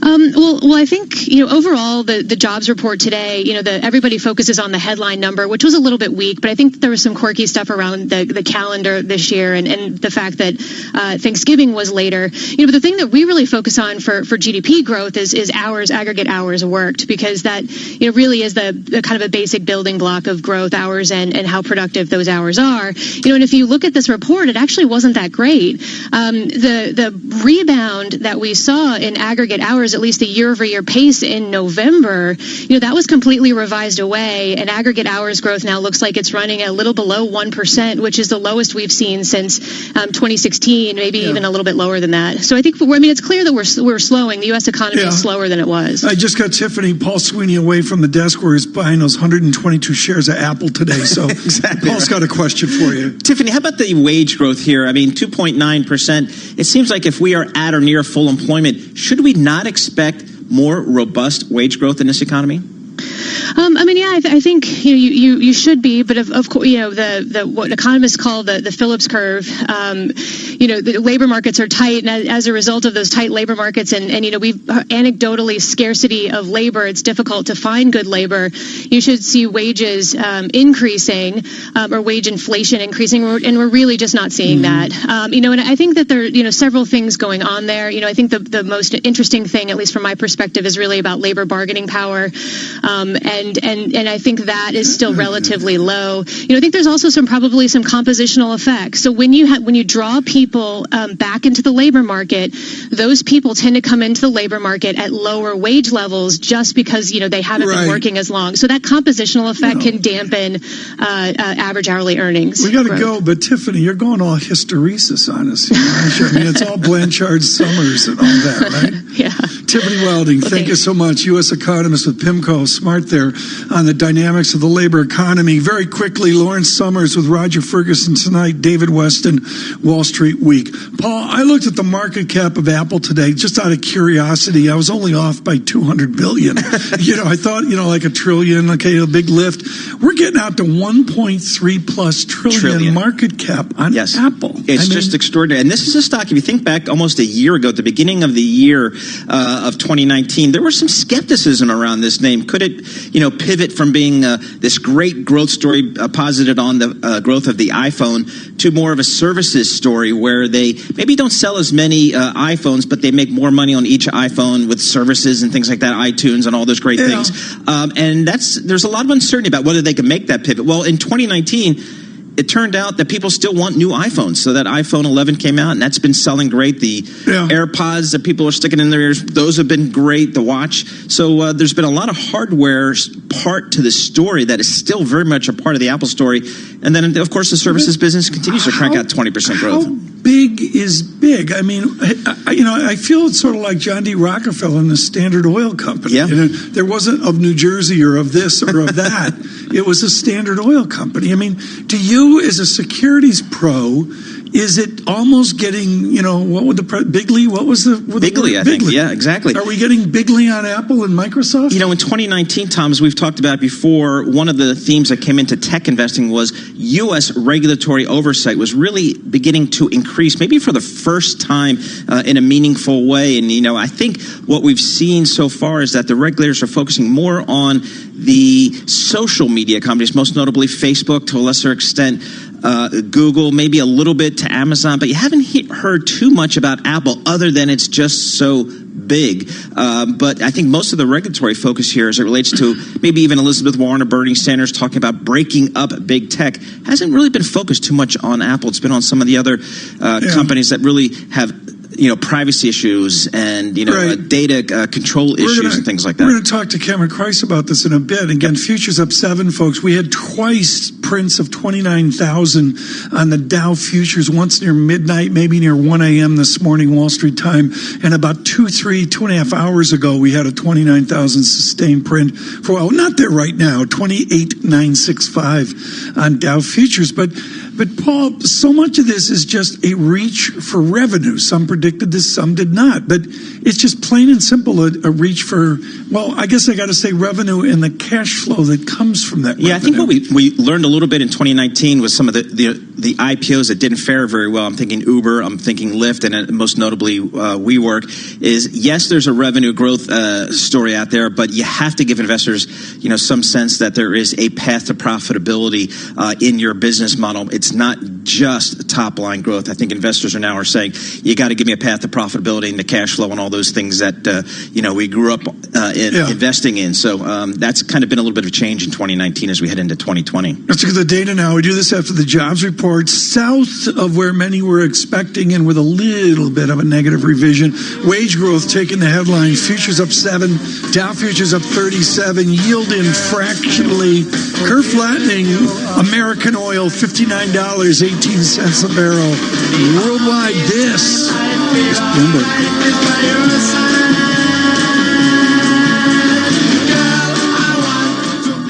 Why has J.D. Power ranked Commonwealth Financial Network #1 in independent advisor satisfaction among financial investment firms for the 6th straight time? We think it comes down to one thing: you. Because it's your input and feedback that keeps us focused on what's most important to you and your clients and continually pushes us to be the best we can be. Maybe that's why we receive top marks in every category of the J.D. Power 2019 Advisor Satisfaction Survey. They named us #1 in client support, #1 in firm leadership, #1 in operational support, #1 in compensation, #1 in professional development support, and #1 in technology support. Ready to partner with the best? Call Commonwealth at 866-462-3638 or visit commonwealth.com and feel the power. Member FINRA SIPC, a registered investment advisor. For 2019 J.D. Power award information, visit jdpower.com/awards. Vatsal Shah is Senior Project Engineer at Mott MacDonald, a global engineering consultancy with more than 16,000 employees. He earned his PhD at New Jersey Institute of Technology, and as an adjunct professor is helping NJIT students explore emerging technologies. My focus is renewable markets, emerging technologies, the idea of floating cities. What are we doing to develop that? What will happen to the city on the water? Well, you're going to have waves hitting it. You're going to have solar. How are you going to develop plants? How are you going to develop vegetation and farming? That sort of thought process happens at NJIT. We actually plan out what will the city look like. How do we develop that? So in 10 years, we're actually ready to take on those challenges when we have our first development in the water. NJIT also has been doing a lot of work in self-healing materials, so taking the polymers and the new material that we have in our material sciences departments and putting them into things like concrete, things like steel, reinforcing our soil. NJIT, New Jersey Institute of Technology. Learn more at njit.edu. I spy with my little eye something beginning with P. People. No, parrot. I'll have to remember my binoculars next time. Although you might not be able to see it, your small actions can have a real impact with Shell. Every time you fill up and use Shell Go Plus, you'll be protecting and replanting forests around the world. Make the change. Drive carbon neutral. Shell. Go well. See goplus.shell.com/CO2 for details. Ladies and gentlemen, behold the world's most fantastical, sensational number. 70 million. Tonight's Euro Millions jackpot is a massive £70 million. Euro Millions from the National Lottery. Your numbers make amazing happen. Estimated jackpot. Rules and procedures apply. Players must be 16 or over. Hey, NFL fan, can't watch the game? Can't be there? We've got you covered. With TuneIn Premium, you can listen to every NFL game live as it's happening. LaShawn McCoy has an opening on the right side, punches into the end zone for the touchdown. Or catch it later on demand. Offset backs behind Mahomes. The give is to Williams. Starts right, cuts it back to the left, and blows into the end zone for the touchdown. You call the plays. Follow the NFL anytime, anywhere, all season long with TuneIn Premium. Upgrade today. Good morning, I'm Karen Moscow, along with Tom Keene and Paul Sweeney, and the S&P 500 higher at the open, up 0.2% or 6 points at 3281. The Dow Jones Industrial Average up about 0.1% or 19 points to 28,974. And the Nasdaq's up 1/3% or 30 points to 9234. 10-year Treasury up 430 seconds, yield 1.84%. The yield on the 2-year 1.57%. NYMEX crude oil's down 0.5% or 32 cents at 59.23 a barrel. COMEX gold little change, down 50 cents at 15.5380 an ounce. The euro 1.1095 against the dollar. The yen 109.60. Tom and Paul. Thanks so much, Karen. Greatly appreciate that. Paul Sweeney and Tom Keene. We're waiting for Lawrence Kudlow with John Farrell. We'll see when we get that up here, given the schedules of everyone. Right now joining us, Cameron Kreis. Cameron, just into the weekend, what's your observation on an equity market that won't stop? Yeah, I mean, that basically sums it up. It reminds me a bit of early 2018 when, on the heels of a great market in 2017, it felt like things were bulletproof in the first 3 weeks of that January a couple years ago. And then obviously they proved to be not so bulletproof.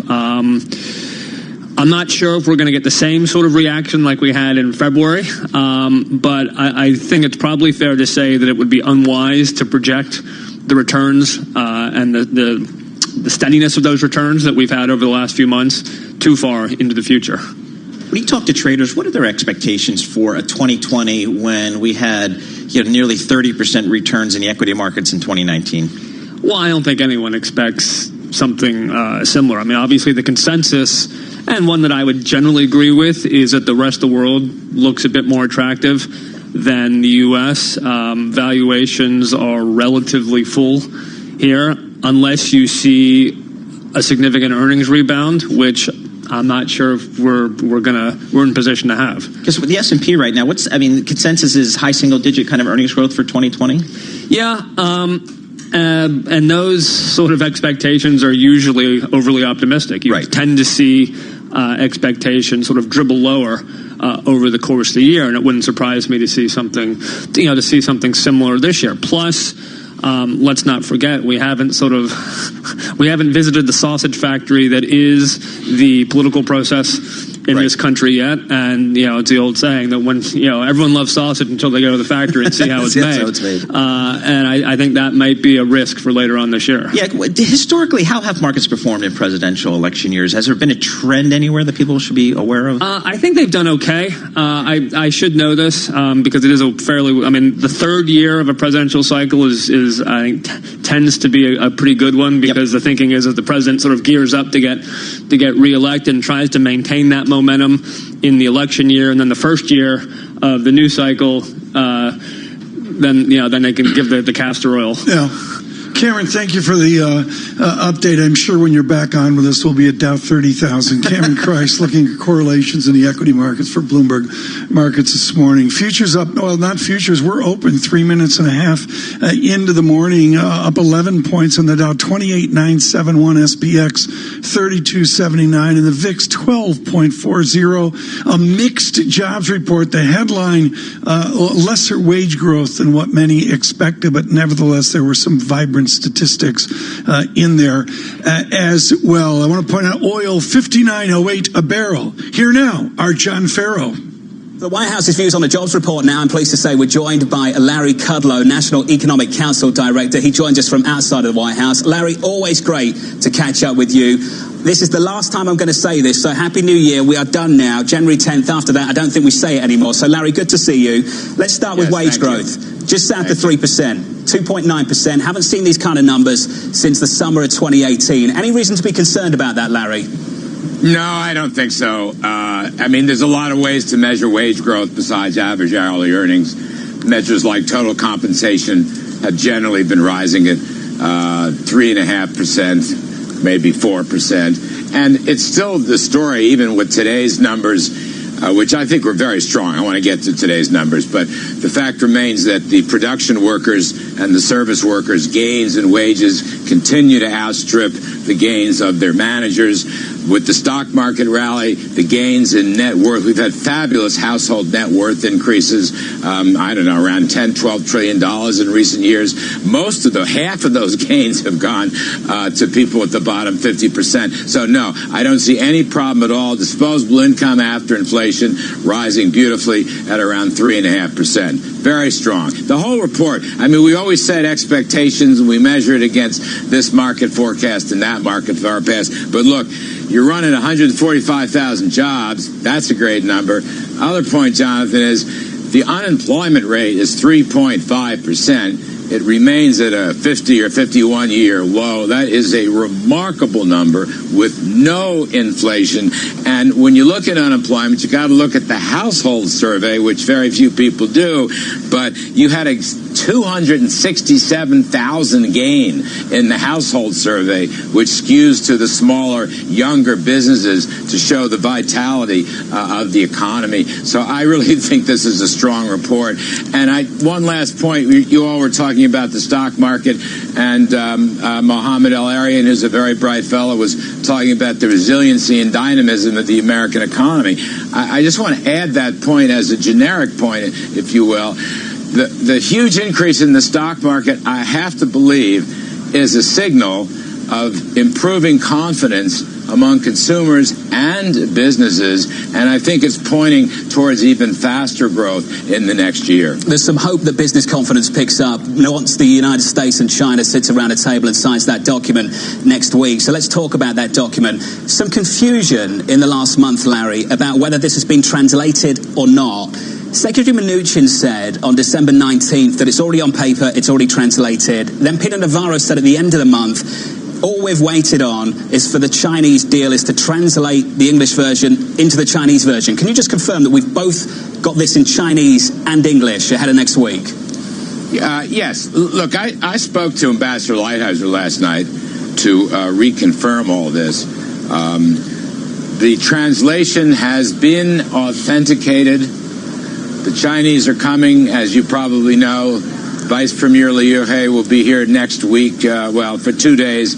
The signing ceremony will be on January 15th. I think it's a Wednesday. President Trump will sign. Vice Premier Liu He will sign. There'll be celebratory dinner and lunches surrounding those signatures. Everything is completely in place. I've seen some of these rumors. Let me just tell you, everything is completely in place. The translation worked. The signing ceremony worked. This is an historic, remarkable deal. And the president was talking about it yesterday when he unveiled his environmental deregulation. Maybe we'll get to that as pro-growth. But on this point, I mean, we really got a lot in phase one, What the percentage is, that I don't know. It could be 40%, it could be 50%. And some people are saying, well, gosh, we left the tough stuff for something called phase two. And I want to just quote Ambassador Lighthizer from our conversation last night. He's just such a wonderful fellow, and I always check in before I come on the air with him. You know, nobody ever thought we'd get phase one. No one has ever done phase one before. There is nothing like this in trade history. So that the importance and significance of phase one is enormous. And that's the tough part. And we'll get to the rest of it, but we covered a lot of ground. And it is, Jonathan, as you and I have discussed, this is a pro-growth trade deal. Assuming that the Chinese comply with the conditions and so forth, it has the capacity to add at least a half a point of growth in the next year, if not more. Well, Larry, I'd love to be able to verify everything you've just said, but I can't because I've not seen the document. So give me some detail. It's only 6 pages long. I understand that much. Let's start with commodities. What has been agreed? The number, the time horizon, the details. Well, I can't go through every detail, but I'll do my best. Look, first of all, the fact sheet in the document will be released, according to Ambassador Lighthizer, on the Wednesday, January 15th. So that's point number one. Point number two, in general terms, on the commodity side, in terms of purchases, that is increased U.S. exports and increased Chinese purchases, the number $200 billion over the first 2 years is still in play. That's very much what the targeting is. That includes, by the way, a number of areas, pork, soybeans, energy, wheat, manufacturers. It's across the board. And in addition just to the purchases, there's a lot of market opening activity. They will allow us to trade or sell them in commodity areas and finished good areas that prior to that we couldn't sell them. So there's market opening and there will be purchasing. And look, the building blocks of these chapters are still in place. You know, we got tremendous amount of progress on intellectual property and the avoidance of theft and counterfeiting. Tremendous amount. Financial services, not only market opening, Jonathan, but ownership, U.S. ownership of financial companies, currency stability, and with respect to the forced transfer of technology, some progress has been made there too. More will spill over into phase 2. So I could go through lots of details. It's not all inside my head. It'll be released. I understand that, Larry. Next week. Totally get that. I just want to keep it focused on one particular area, if we can, on the commodity side of things. You mentioned 200 billion over 2 years. Rest assured. Well, let me just get the question in, Larry, just quickly. The proof of the pudding. The most ever was back in 2013. It was 29 billion. The biggest year of imports of agricultural and agriculture-related goods from the United States into China was 29 billion, and that was back in 2013. I'm just wondering how we get anywhere near 200 over 2 years. Well, we will exceed that. I mean, again, the volume of purchases, the category of commodity purchases, and the market opening to permit new items to be sold has all been greatly expanded, greatly expanded. And I think here, too, one of the goodwill gestures that helped pave the way for the successful negotiation of this great Phase 1 deal was the fact that the Chinese all along, as we were discussing, picked up their purchases. All right, now, goodwill is goodwill, but it, indicates seriousness, and you're already building into these numbers. So I can't predict to the dime. Nobody can, but those are the targets, and again, I think it's part of this Phase 1 that will be enforced. Larry, we're going to get rushed along. I know we are, so I've got to keep jumping in, and forgive me, I've got to keep coming back with questions. Enforcement, what's the mechanism? What's the time horizon to evaluate whether the Chinese are following through on what they sign next week? Is it monthly, is it quarterly, is it annually? How's this going to be done? Again, the specific details will be laid out, but essentially, Jonathan, it's a multi-layered process. Complaints now can be brought, by the way, American companies can bring a complaint to U.S. Embassy staff, and then the two sides have a series of levels, I think 2 or 3, probably 3 levels, and they will sift through the evidence and the argumentation, and it'll eventually rise to the principles level if it's not solved. And look, if these disputes are not resolved, all right, then we will take proportionate action. We still will leave, as you know, over 250, nearly 300 billion of tariffs. So there could be proportionate action if that. But the resolution process, dispute resolution process, is multi-layered, and we will see if the Chinese accommodate what they have agreed to. We made progress on China, quite clearly. Let's talk about Europe to wrap things up, Larry. Back in November, we were expecting an evaluation from this administration on the Section 232 report on auto imports, specifically out of Europe. We heard nothing.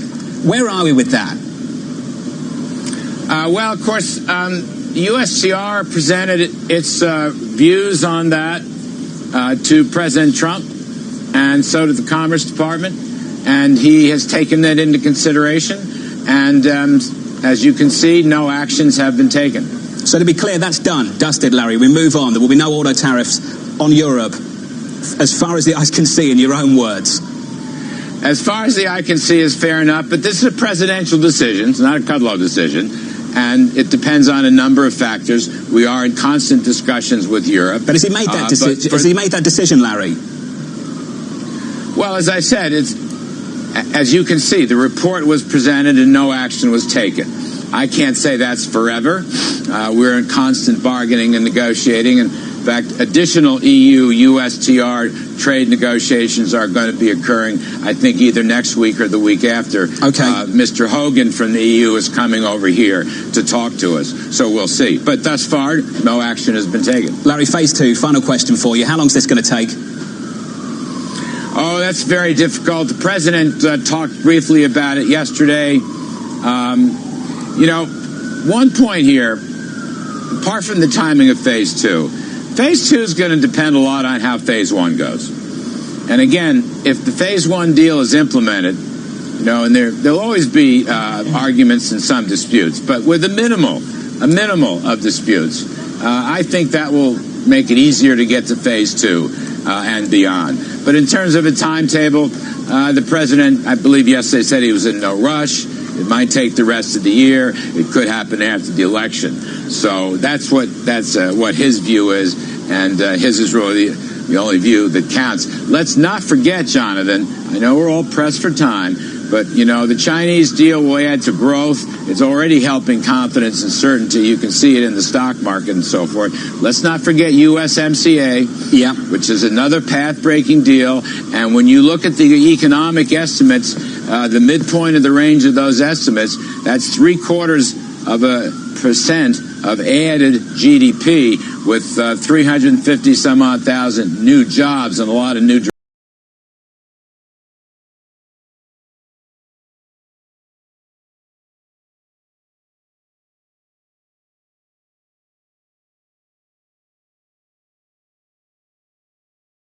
So not forget, please, we had about a $40 billion deal negotiated with Japan that covered e-commerce and agriculture.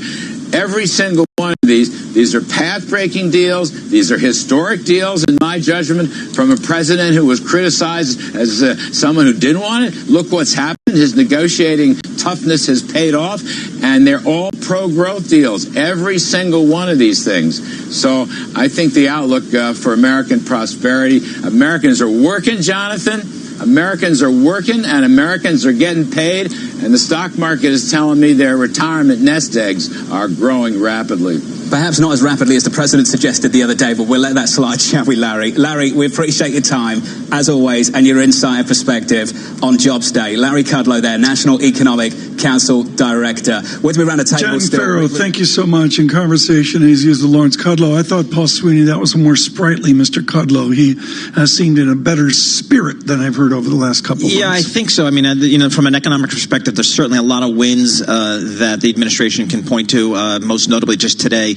A continued strength in the jobs market. Americans are working, wages are rising, and as well as the Phase 1 deal, which is scheduled to be signed January 15th, which is certainly certainly a popular issue amongst economists and investors. Paul Sweeney is going to lead off our conversation here, folks. I hope a smart conversation on the Boeing Aircraft Company. Mr. Ferguson is uniquely qualified to talk about this, isn't he, Paul? He is, Tom. George Ferguson covers aerospace airlines. He's been doing it for 20 plus years for Bloomberg Intelligence now for almost 10 years now for Bloomberg Intelligence. But George, thanks so much for joining us here. It just seems like the news just never stops for Boeing. Now we've got some more internal documents coming out suggesting that there was a lot of dissension internally at Boeing as it relates to the efficacy of the 737 MAX.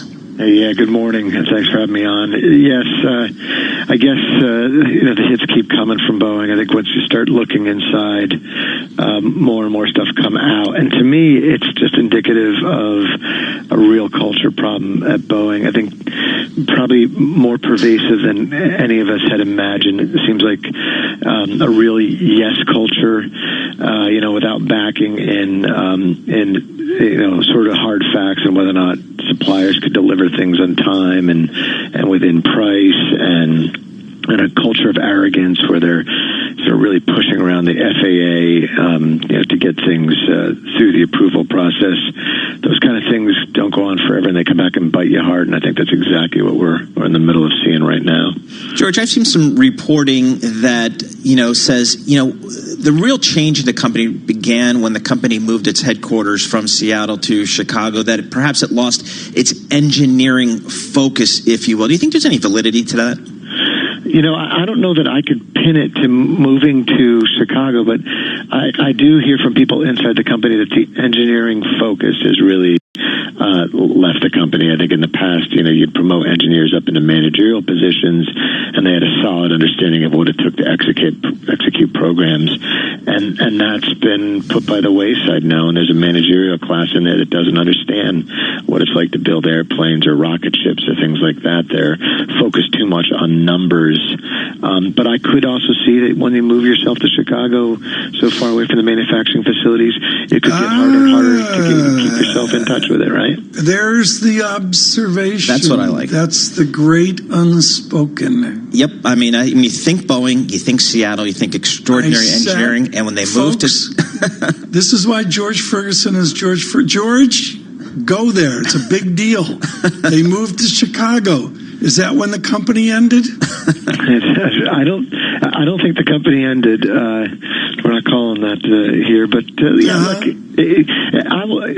you should remember too, that Boeing has operations all over the country. They're proud to talk about the money they spend in lots of different areas of the world. I think they've been trying to get away from Seattle and get away from some of the unions that are up in the area. But the bulk of their manufacturing for commercial airplanes is up there in the Seattle area. Because of time, we got to go. George Ferguson, thank you so much, Bloomberg Intelligence. Not that we would want to talk to someone who has experience with the geography of companies spread all over. That would be the ABC television. That would be. David Weston with us right now. David, to George Ferguson's brilliant observation here, geography is tough for executives, isn't it? Absolutely. I've got a dirty little secret for you. It's not limited to aircraft. If one thing you want to know about a leader of a corporation, look at where they sit. How close are they to their operations? Tom Montag, the chief operating officer of Bank of America, does not have an office. He moves his office around so he can be near his trading desk or wherever he wants to be. It makes a huge difference. You cernot lead people from a distance. Absolutely brilliant. George Ferguson. And now David Weston with us. Let us listen to a vignette from Wall Street Week. Ben Bernanke gave a speech out there, which I think was a kind of last hurrah for the central bankers. He argued that monetary policy will be able to do it the next time. I think that's pretty unlikely, given that in recessions we usually cut interest rates by 5 percentage points, and interest rates today are below 2%. And I just don't believe that quantitative easing and that stuff is worth anything like another 3 percentage points. Lawrence Summers, a former Secretary of the Treasury, and what's important there and trenchant there is the project David Weston has going forward, which is not only to have Lawrence Summers there, but you dovetail him with the former Vice Chairman of the Fed, Roger Ferguson, and that makes for a good conversation on Wall Street Week. Yeah, Roger Ferguson, who now manages something like $1.5 trillion worth of pension money for TIAA. And it's fascinating to have that conversation because, as you know so well, Tom, because you've been in the middle of it, central bankers around the world right now are having this debate. And you have Ben Bernanke on the one side saying it's fine if we have QE and some guidance, we'll be okay.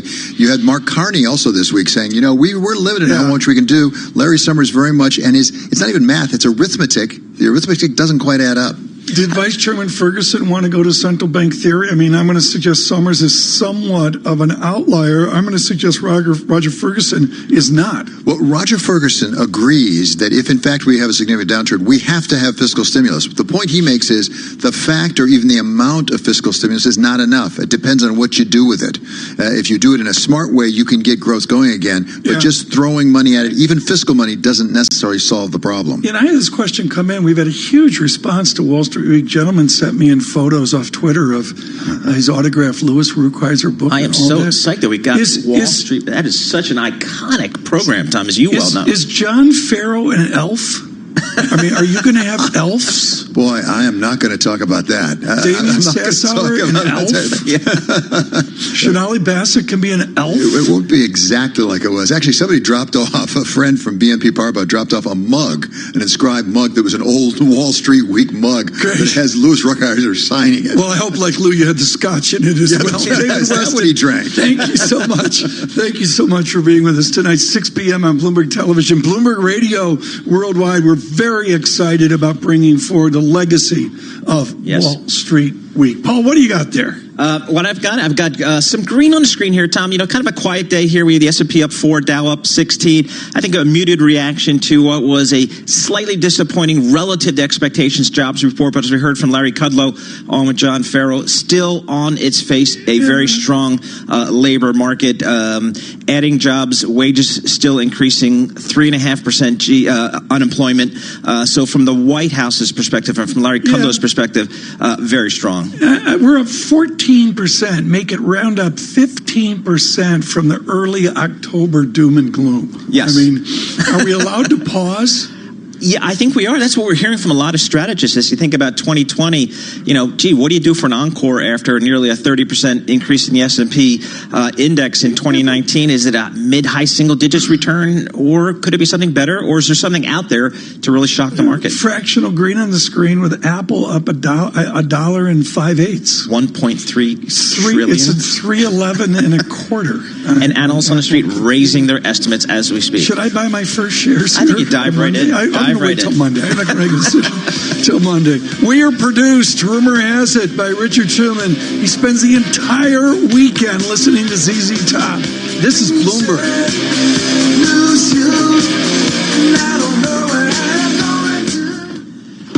Bloomberg Surveillance is brought to you by IBKR, the professional's gateway to the world's markets. Their clients enjoy lowest cost access to stocks, options, futures, Forex, and fixed income from a single integrated account. Learn more at IBKR.com. Your NBC Sports Radio update starts now.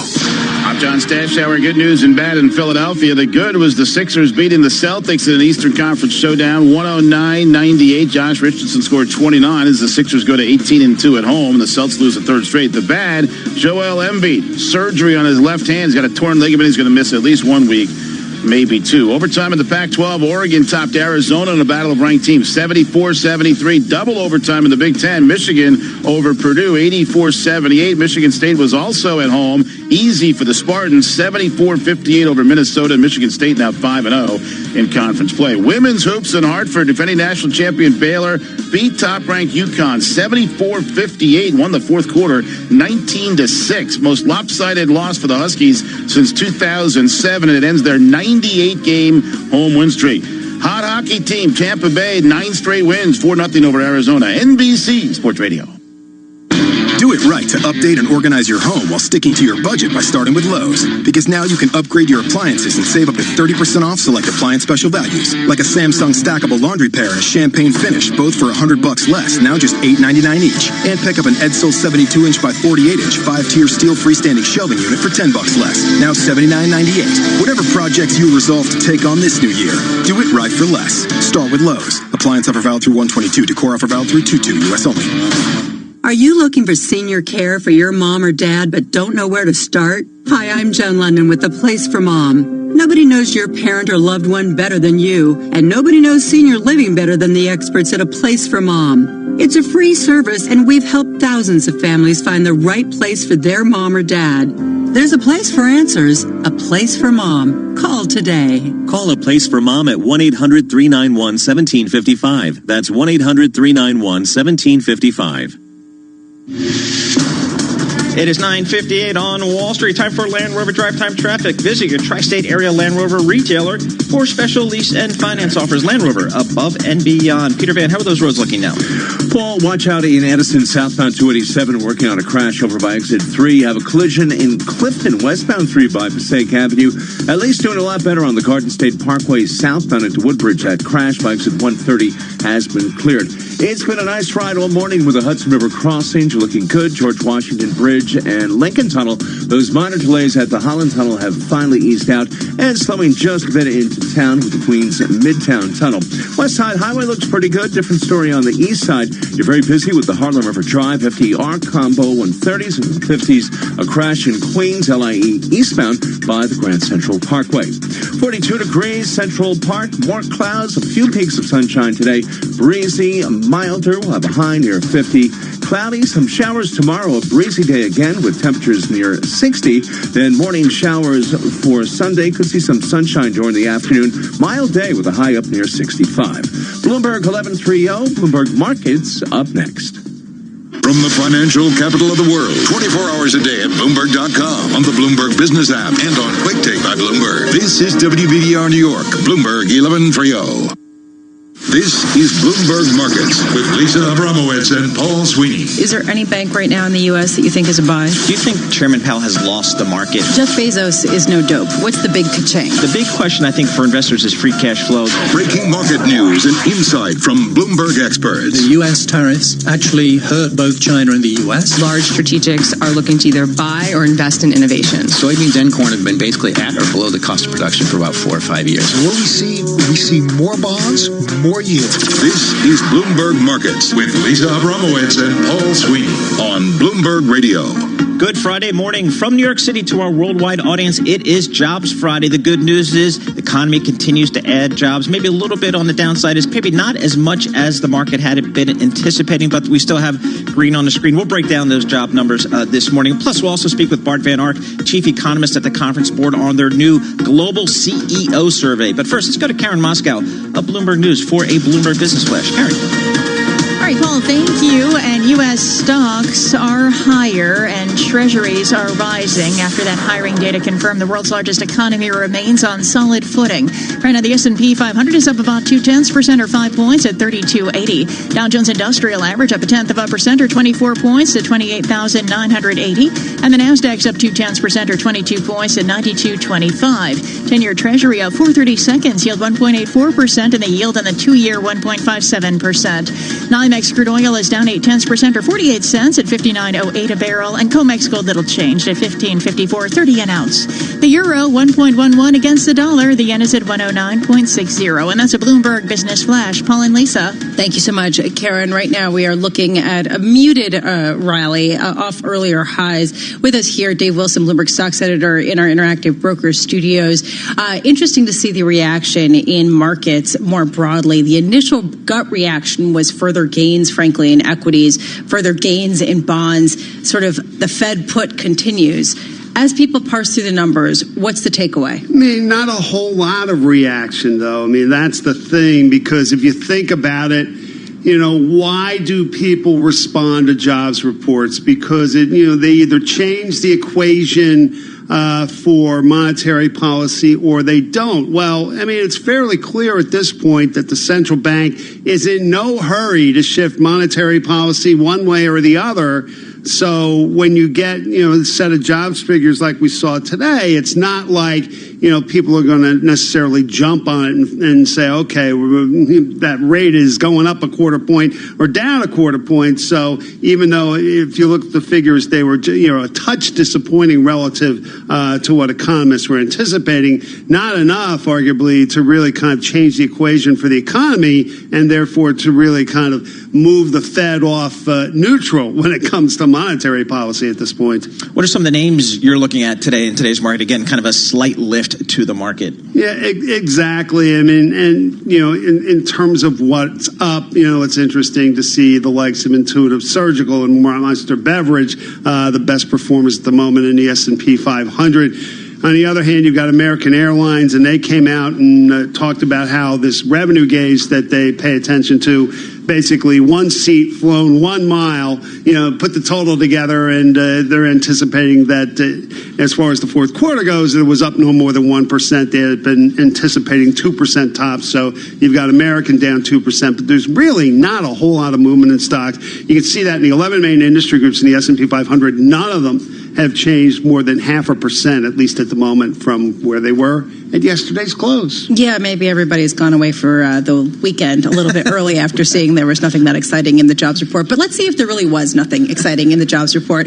Carl Riccadonna joining us here, chief U.S. economist for Bloomberg Economics in our Interactive Broker Studios. I'm wondering, is there anything that stands out to you? Yes, it was disappointing. Yes, you saw the wage increases at the slowest pace since 2018. What is the other takeaway that you would have? Well, two things. So one, we can remember Jay Powell joking about the economy running hot, and he said, well, to see something running hot, you have to see some heat. And that quote from a couple months ago certainly is apropos for today's number, because you're not seeing the labor cost pressures yet in the economy. And so, again, 1 month, we can't get too bent out of shape over the nuances here, but it just looks like even at 3.5% unemployment, we're really not generating much wage inflation. Why is that? The sweet spot for the unemployment rate is lower. It's been lower in every economic cycle over the last 40 years, 50 years. All right, but it continues to be even lower than the prior cycle. But move away from sort of just the sort of big pictures and what this number should mean for this number. Is it technology? Is it just partially globalism? Right. Partially is right. it all right? Is it the lack of unions? Partially is it, right. Okay. Oh my God, this is actually disturbing me. This is great. You're on a roll, Lisa. It Take it wrong with it. basically has to do with a lack of bargaining power among workers. And so there's the technology story, the globalization story, the unionization story, right? There, and additional stories. But just a general theme that workers don't have the same ability as in cycles past to walk into the office and say, I need a raise or I quit. Right, and so we're seeing tightening of labor conditions, but just 3.5% unemployment, is what 6.5% unemployment was in the 1970s, for example. Now you asked for 2 points, so that was the first point: the lack of wage pressures. Going full circle you asked here. For 2 points, you're going to get your 2 points. The other, whether you like it or not. The other surprise in the report is this, which goes back to our segment before the jobs release. You said, what are you watching for that could rattle the markets here? And that's the income trend. So when we look at not just a payroll gain, but the total number of people employed, the number of hours they're working, and then also that hourly rate, which we just talked about. That gives us a proxy for total wage and salary generation in the broader economy, right? And that tells us where consumer spending is heading. And unfortunately, that trend is decelerating. And so if we look at that aggregate income proxy I just described, it slipped to 3.8% in year-on-year terms in December. The prior month it was running at 4.5%. So this, the paycheck trend is not sinking, but it's decelerating. And that raises the question about how much oomph, to use a technical term, consumers will have as we think about continuation of a consumer-dominated economic model for 2020. And so that's the troubling news. The silver lining or the saving grace yet, we absolutely have to stay focused on that trend, the aggregate income trend, because it's decelerating, and that could spell trouble. The silver lining is that we sunk to these types of levels back in mid-16 to mid-17, and the consumer still, it wasn't a great time for the economy or consumers, but it was good enough. Paul, was that 2 points? Would you, I stopped breaking out. I mean, for a report that I thought was kind of, Carl always finds the nuggets in there. Indeed. So Dave Wilson, just quickly here. Okay, the labor report today, market's kind of yawning over it, but next week is earnings. Talk to us about what we should be thinking about earnings for next week. Indeed, the start of fourth quarter earnings season really hits on Tuesday when you have Citigroup and JP Morgan Chase and Wells Fargo. So you're talking about three of the four biggest financial companies around, and the fourth one, Bank of America, will be the following day. So really, I mean, that group is going to dominate the week. So we'll get an idea of whether some of the optimism that's popped up lately when you look at the performance of financial stocks is justified here. There's this interesting sort of situation where the fact that you have wage growth, as muted as it is a boon to corporate profitability, right? I mean, because they basically aren't having to pay their workers that much more. The single largest expense or cost in almost every single industry, with I think the exception is mineral extraction, is labor cost. Right, so if we have muted labor pressures, and that is a positive for the bottom line for corporate profits here. And don't forget, in the last few years, we've seen some profit margins unlike we've seen in decades, and there's been this anticipation that the margins would come down, in part because of what's going on with labor costs, and it hasn't really happened so much yet. So, companies stand to benefit from that this year, and it helps explain why there's optimism about earnings. And that is how cycles end when margin compression driven by labor inflation either squeezes margins so much that corporations pull back, or the Fed stomps on the brake pedal to break the cycle. We're not seeing that, and so that's an encouraging sign that we may not be in the middle innings of the ball game, but we're certainly not in the 8th or 9th inning. Carl Riccadonna, Chief U.S. Economist for Bloomberg Economics, Dave Wilson, Bloomberg Stocks Editor. Thank you so much, both, for that great perspective. Right now, let's head to our 99.1 studios in Washington, D.C. Nathan Hager with World and National Headlines. Nathan. Lisa, the Trump administration is set to announce new sanctions on Iran as tensions persist over the killing of top General Qasem Soleimani. The White House has scheduled a news conference with Secretary of State Mike Pompeo and Treasury Secretary Steven Mnuchin for 10:45 Wall Street time, a little more than a half hour from now. Bloomberg Radio will we'll bring it to you live. Iran fired more than a dozen missiles at U.S. bases in Iraq this week following Soleimani's killing. Now Tehran's accusing Western governments of waging psychological warfare for saying one of its missiles brought down a Ukrainian Boeing jet. Speaking through an interpreter, Iran's civil aviation chief says there's no way that could have happened. As I said, based on the law, there is full coordination between our air defense and our civil system. Our civil aviation personnel and air defense personnel sit side by side, so it is absolutely impossible for such a thing to happen. And amid all these tensions, Iraq's prime minister is asking Pompeo to send a team to work out the mechanism for pulling U.S. forces out of his country. Bloomberg's Mark Champion notes this is a caretaker prime minister making this request. Legally within Iraq, there's a lot of debate about whether he has the right to make the formal request to the U.S. to withdraw. Time may be running out on House Speaker Nancy Pelosi's hold on articles of impeachment. Senate Majority Leader Mitch McConnell told colleagues yesterday he thinks the standoff could end today and a trial could begin Monday. Democratic Senator Tom Carper tells Bloomberg. The idea to say that the House can gather information from witnesses, some cases under oath, if the president will let them testify. But then when they actually have the jury trial, we can't have any new witnesses. We can't have any more information submitted. That's crazy. Global news 24 hours a day on air and on Quick Take by Bloomberg, powered by more than 2,700 journalists and analysts in more than 120 countries. You can't be expected to research every industry You do have an incredible vantage point. or new technology The United States is usually early adopting in terms of technologies. or trend. This is going to fit into the grander scheme of electric vehicles. And really, why should you? We already do. Bloomberg Business Week with Carol Masser and Jason Kelly. Weekday afternoons at 2 on Bloomberg 1130, the Bloomberg Business app, and BloombergRadio.com. Bloomberg, the world is listening. Melissa from Michigan. I work an extra part-time job serving lunch at my child's school, but I still can't afford to put food on our table. Daniel from California. Choosing whether to pay the rent or pay to fix the car to get to work doesn't leave us with much at all. Now we can't even pay for meals. Hunger is a story we can end. End it at feedingamerica.org. Brought to you by Feeding America and the Ad Council. What if you could keep the top economic experts in a conference room next to your office without having to feed them? Do we need better optics? Do we need some substance? Do CEOs care about ESG? We have seen quite a lot of stimulus pumped into the system already. It's the biggest warning yet about the financial risks of climate change. Now there are more ways to hear us. Bloomberg Radio, the Bloomberg Business, Radio.com, and iHeartRadio apps, and at BloombergRadio.com. Bloomberg, the world is listening. My mother was always very active and independent, and she was familiar with her neighborhood. But one day, she stopped at the stop sign for much longer than usual. She wasn't even really sure where she was at. It's important for you to talk to someone about it. I felt so much better after my son told me, Mom, we'll figure it out. When something feels different, it could be Alzheimer's. Now is the time to talk. Visit alz.org/ourstories to learn more. A message from the Alzheimer's Association. Welcome to Nuffield Health Battersea, a gym built around you. You get regular health MOTs to create a plan that works for you, with physios and personal trainers on site. You'll find a wide range of equipment and classes, and our expert team will support you to get the most out of your health, fitness, and your membership. Join today to get the rest of the month free. Search Nuffield Health. Specialists in you.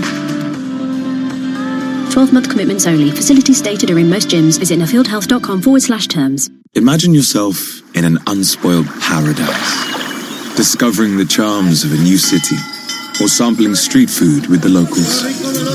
Fly from London to more than 160 destinations worldwide and make 2020 a year like never before with Qatar Airways, named world's best airline by Skytrax. Our incredible selection of special fares are available now. Book today at QatarAirways.com.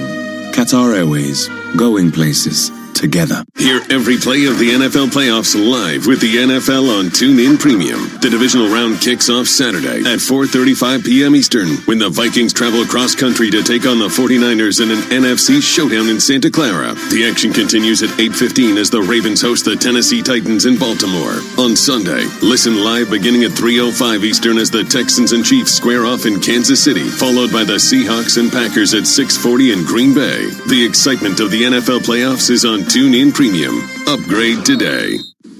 When you're not listening to your team, take it to the end zone, the rim, or the net. Keep up with the biggest moments in sports by following TuneIn on social media. Block, Cook into the end zone for the touchdown. From reminders of the live top games to tips of the best sports stations and podcasts. Welcome to Undisputed. We are live from Los Angeles. I'm Jenny Taft here with Skip Bayless. Follow at TuneIn on Facebook, Twitter, and Instagram to get the most out of TuneIn.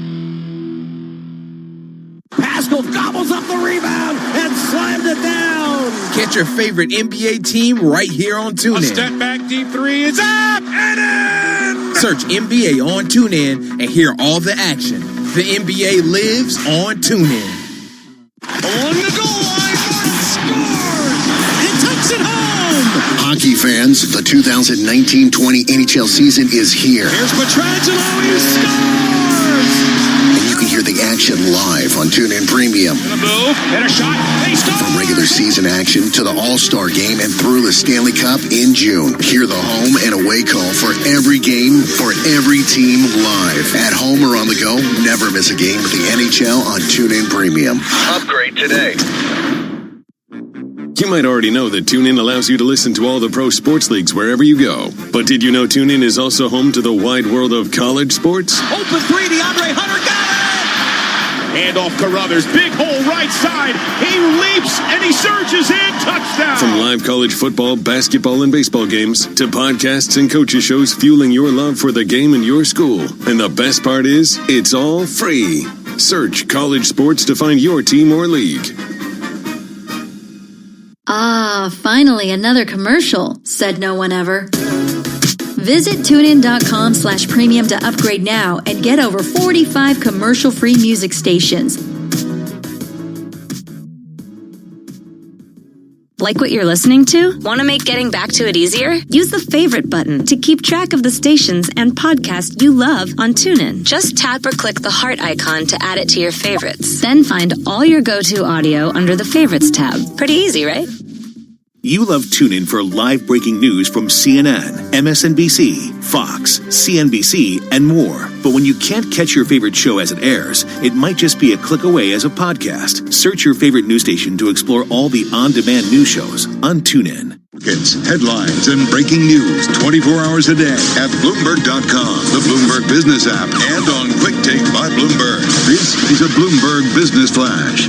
Stocks edge higher. Treasuries are up too after the latest job report confirmed the world's largest economy remains on solid footing.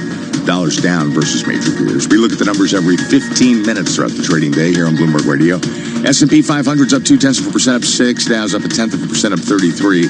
And the Nasdaq's up 0.3%, up 25. The 10-year is up 4/30 seconds. The yield is what, 1.84%. West Texas Intermediate crude's down 0.6% at 59.17 a barrel, with COMEX gold a little changed at 15.5430 an ounce.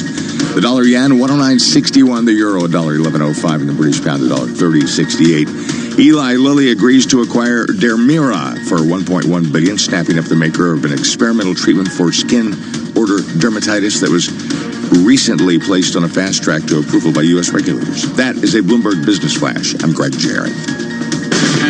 This is Bloomberg Markets with Lisa Abramowitz and Paul Sweeney on Bloomberg Radio. One of the notable aspects of this morning's U.S. jobs report was the slowdown in wage growth in the United States. 2.9%, that came in below the 3.1% gain that people thought for a full year forecast.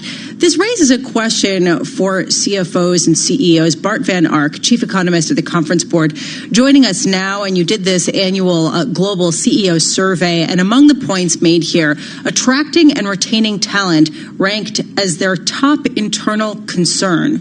If that's the case, why are wages not going up more? Yes. Hi, good morning, Lisa. Yeah, I mean, that's I think, the conundrum here, right? I mean, we see this continuous slow wage growth, and at the same time, we see companies, complain about talent. It's a very highly bifurcated labor market, right? I mean, on the one hand, we see CEOs and C-suite leaders in our Conference Board C-suite survey really put these issues of attracting and retaining talent, how to develop the next generation of leaders in order to move innovation forward, in order to make their companies more productive, improve their performance. And on the other hand, there's just lots of jobs and occupations out there where there's still plenty of supply in the labor market. We've seen pretty strong job growth throughout 2019 and in 2020. And there's still plenty of people being added to the labor market, so need for companies to raise wages there. So, Bart, the labor market remains strong, which can be a challenge for corporations. What is the number one risk your survey came back with here in terms of the CEO survey? Yeah, so this C-suite survey by the Conference Board was done in September, October last year. So at that time, I think there were big concerns about where the economy was heading, also in the United States. Don't forget, we were in the middle of the trade disputes at that point in time and potential threats of raising tariffs. So recession risk came up pretty consistently among C-suite leaders as their biggest concern going into 2020. Now we're a few more months down the road. We have a trade phase one deal coming along, we all hope very, very soon. So you can see that has helped business leaders to become a little bit more confident. Earlier this week, the Conference Board released its CEO Confidence Index. This is a quarterly index. And CEO confidence has been going down for about 6 quarters in a row. But in the last quarter, it actually began to pick up a little. It's still less than 50, so we still have more negative CEOs than positive CEOs. But we're beginning to see a little bit of recovery of confidence. So in that sense, I think we may be hoping going into a slightly better 2020 than 2019. So this recession risk has receded somewhat. Okay, so, and this is important, especially because as one of the points that your survey found, U.S. CEOs said that a recession was their number one concern in 2020, and that had been their third biggest concern back in 2019. I do want to go back to the labor issue and this idea of the bifurcation in the market where you have skilled and sort of educated workers who are in well demand, and they're able to demand their salary as they will or have more bargaining power versus the lower end. Can you talk a little bit more about what companies said, the color they gave around the talent shortage that they face? Yeah, it's interesting to see where these shortages are. And we see a lot of these shortages in sort of more blue-collar type workers, so manufacturing workers, engineers. We, of course, know a lot about the stories about truck drivers and train drivers and so on.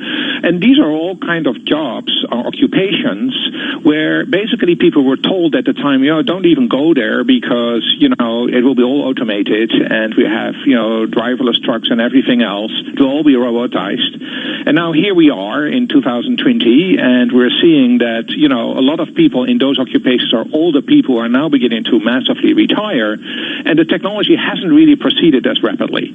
So now we suddenly have a shortage because there's too few young people coming into those kind of occupations. So what you see in this CEO survey is that that C-suite leaders are saying that, things like an innovative culture in their company, dealing with these kind of disruptions of technology, they feature very high on the list of their concerns. So they are more aware than ever that they need to deal with this. I guess I'm really struggling with this, and I'm sorry that I'm basically asking the same question again. But if this is not a training issue, why can't you find more people to hire by just offering more pay? Well, in a way, it is a training issue in the sense that, you get people out of school who don't have these skills yet in order to deal with those new technologies. So it's just very hard to find people who companies are comfortable with that they can really sort of get them up to speed. So a lot of people with lower skills can easily find jobs in the services sector of the economy, but these are those specific skills that need to be trained within a company environment where there's a huge shortage of. So creating an innovation culture and creating a culture in which people can improve those skills, I think is one of the real shortcomings here.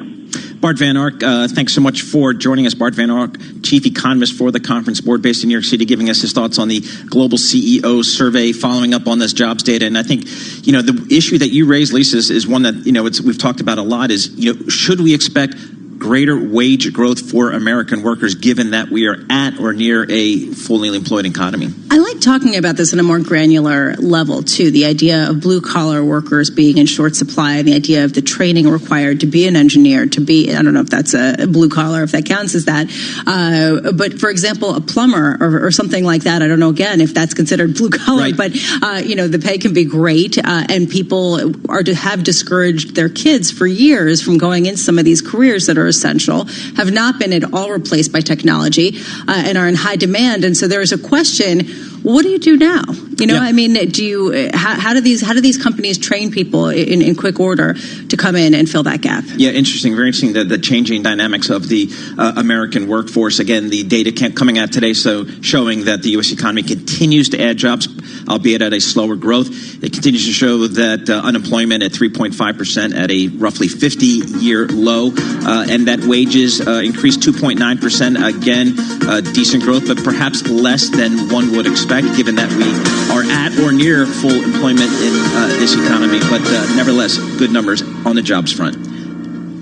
This is Bloomberg Money Minute. Stocks are higher this Friday. The government jobs report missed estimates for December, but not enough to make a dent.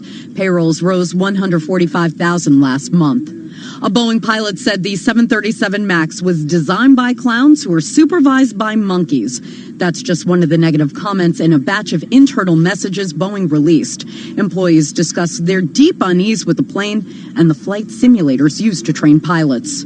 Mercedes-Benz successfully defended its crown as the world's best-selling luxury car brand, beating out arch rivals BMW and Audi for a fourth year in a row.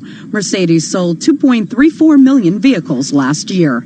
And Roomba maker iRobot said it's working on a household helper that will have arms that can load dishes, pick up clothes, or bring food from kitchen to the table. The company won't start selling such a product for at least 5 years, but prototypes of the arms exist inside its research and development labs. Courtney Donahoe, Bloomberg Radio. Listen, as a hiring manager, I've got to tell you, the best job candidate isn't always the typical candidate. Sometimes they're a grad of life. Meet the grads of life. Young adults of unique determination and experience. An ideal fit for your company in an entry-level position, internship, or mentorship. They might not have every qualification you typically look for, but they're exactly who your company needs. Sometimes the best candidates aren't the ones you're used to. Go to gradsoflife.org to learn how to find, cultivate, and train this great pool of untapped talent. Brought to you by the Ad Council and gradsoflife.org. The Bloomberg Business of Sports podcast. How did the Yankees become this mega valuable team? Where the money is flowing inside sports around the globe. From the marketing perspective, where are the dollars spent? From union heads to team owners, Scott Soshnick and Michael Barr speak to the names that power this multi-billion-dollar industry. Boston Red Sox CEO Sam Kennedy. National Hockey League Commissioner Gary Bettman. Bloomberg Business of Sports. Listen today on Bloomberg.com, the Bloomberg Business app, or subscribe on Apple. Take the helm and ignite your spirit of adventure with a Sunsail holiday. Relax on a skippered yacht from sunny St. Lucia to the nutmeg-scented shores of Grenada. Or take charge with a bareboat charter along Dubrovnik's glittering coastline.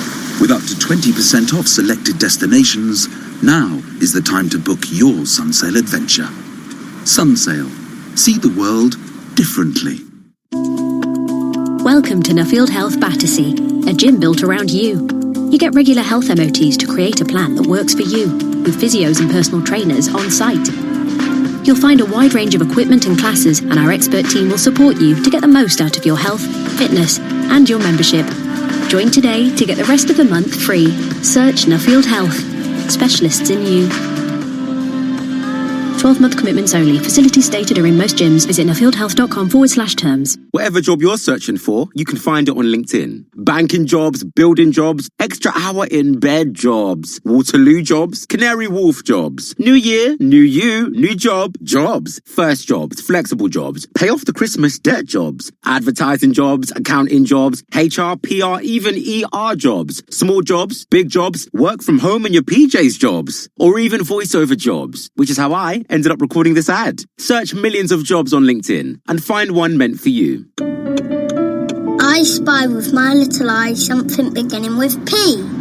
People. No, parrot.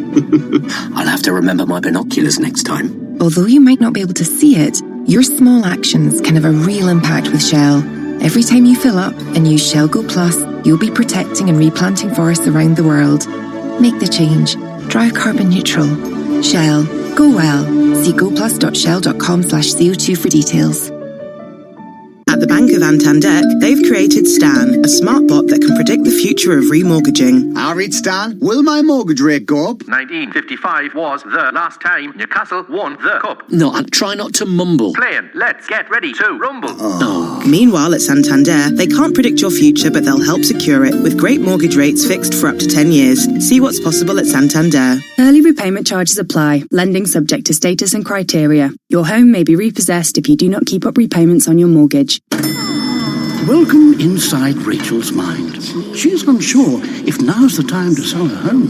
Should we stay put or sell up? Wait. It's definitely best to wait. No, sell. Definitely sell. Relax, Rachel. Purple Bricks has sold more homes than any other estate agent for 2 years running. Purple Bricks. You'll be totally sold. Independent sales data from 20CI, May 17, April 19. Fixed fee payable on instruction or after 10 months viewing services cost extra. This is not a cat. This is not a rocket. And this is not a sale. That's right. At Smarty Mobile, we're not having a sale. While others are slashing prices, we're introducing our best ever new plans. Take our new 30-gig data SIM for just £10 a month. With unlimited calls and texts and no speed restrictions, credit checks or contract tying you down, why shop around? New plans, great value. Now that's Smarty. Grab yours today. Search Smarty Mobile. See smarty.co.uk for terms. Broadcasting live from the Bloomberg Interactive Brokers Studio in New York. Bloomberg 1130. To Washington, D.C., Bloomberg 99.1. To Boston, Bloomberg 106.1. To San Francisco, Bloomberg 960. To the country, Sirius XM Channel 119. And around the globe, the Bloomberg Business app and BloombergRadio.com. This is Bloomberg Markets. Coming up, we are expecting more word from Secretary of State Michael Pompeo, as well as Secretary of Treasury Steve Mnuchin regarding Iran and Iraq. We'll bring that to you live. Plus, we'll talk about the great food delivery fight that appears to be arriving in the United States. Right now, though, let's head over to Greg Jarrett for a Bloomberg Business Flash. Greg. Lisa, stocks have edged into the green on what's being considered an okay labor report. The U.S. labor market did cool for the month of December, adding 145,000 jobs as unemployment held at a half-century low of 3.5%. It's a figure the Federal Reserve is sure to be watching. Bloomberg's John Tucker joins us live with an examination of the numbers and effect. Good morning, John. Greg, the central bank is keeping all policy tools on the table. That's according to St. Louis Fed President Jim Bullard. Should we get into recession, the first thing that would happen is we'd lower the policy rate back down close to zero, and then we turn to forward guidance and quantitative easing. Former Fed Chairman Ben Bernanke says those tools should be enough to stave off recession despite the low level of interest rates. But former Treasury Secretary Larry Summers is pushing back against the idea. He argued that monetary policy will be able to do it the next time. I think that's pretty unlikely, given that in recessions we usually cut interest rates by 5 percentage points, and interest rates today are below 2%. And I just don't believe quantitative easing and that stuff is worth anything like another 3 percentage points. Larry Summers spoke with David Weston on Bloomberg Wall Street Week. Tune in to hear the full show tonight. That's at 6 p.m. Wall Street time and throughout the weekend on Bloomberg Radio and television. Greg. Thank you, JT. We check the markets every 15 minutes throughout the trading day on Bloomberg Radio. S&P 500's up 0.2%, up 5. Dow's little changed, up 16. The Nasdaq's up 0.3%, up 25. 10-year's up 5/30 seconds with a yield of 1.83%. West Texas Intermediate crude down 0.8% at 59.09 a barrel. COMEX gold's up 0.1% at 15.56 even per ounce. The dollar yen 109.61. The euro $1.11.10, and the British pound $1.30.66. That's a Bloomberg Business Flash. I'm Greg Jarrett. Bloomberg Opinion, informed perspectives, and expert data-driven commentary on breaking news. It's 10:33 on Wall Street. Time to check in with Bloomberg Opinion. We're joined by opinion columnist Alex Webb, covers all things European technology, joining us from London. Alex, thanks so much for joining us. We're seeing in the home food delivery business some consolidation going on across the globe. It's actually coming to the U.S. as well. What's going on? So in Europe and in parts of Asia, we've really seen the number of online food delivery platforms reduce. There's been a series of mergers, and in the UK, we've basically got 3 now. In South Korea, they have 2 and likely to go down essentially to 1. And Germany already has just 1. Now in the US, you've got 4. You've got Grubhub, DoorDash, Postmates, and Uber Eats. And frankly, there is a lot of competition which is making life hard because they are all trying to out-discount each other. Now, yesterday or day before yesterday, we had the Wall Street Journal reporting that Grubhub was evaluating its strategic options, including a possible sale. And, that would really herald a big move that we've not yet seen in the States. We've seen a couple of smaller acquisitions where, players with 1%, 2%, 3%, 4% market share have been gobbled up by one of the bigger guys. But the bigger guys themselves have largely, for the past 2-3 years, stayed in the situation they're in. I'm going to ask a really crazy question, Alex. I know this is going to be a little mind-blowing. Can this business make money? Personally, I think it's very hard to see how. At least in the recent iterations of online food delivery, there are 2 business models here. The first one is that you are literally a platform in the truest sense. You are a website or an app which connects the person the diner with the restaurant. Now, the restaurant then takes responsibility for delivering the food with their own couriers. The second one is what we've seen with Uber Eats in the US and DoorDash, and in Europe, in London, with companies like Deliveroo. Those companies own the networks of couriers. And the first model, where it's purely a platform, is very profitable. Grubhub was built around that model and has existed like that for 15 years. Yeah. It had EBITDA margins of more than 20%. The other guys owning their networks of couriers have never been profitable, and the path to profitability isn't immediately clear, or it certainly isn't clear they're going to get there anytime inside the next 2 or 3 years. I just want to bring you some headlines just crossing that the U.S. is set to impose sanctions on Iran's metal exports, as well as the nation's leaders. They are expecting to unveil these new sanctions today. We are expecting a press conference with Mike Pompeo and Stephen Mnuchin, so they will be, I expect, speaking more in detail about that, and we will bring that to you live, Paul, when we get it. Exactly. Alex, you mentioned kind of the Uber model, the Uber Eats models. Even, among Uber investors, there's a lot of pressure to get out of that business. So, boy, and they have some huge scale. So that suggests that model may never be profitable.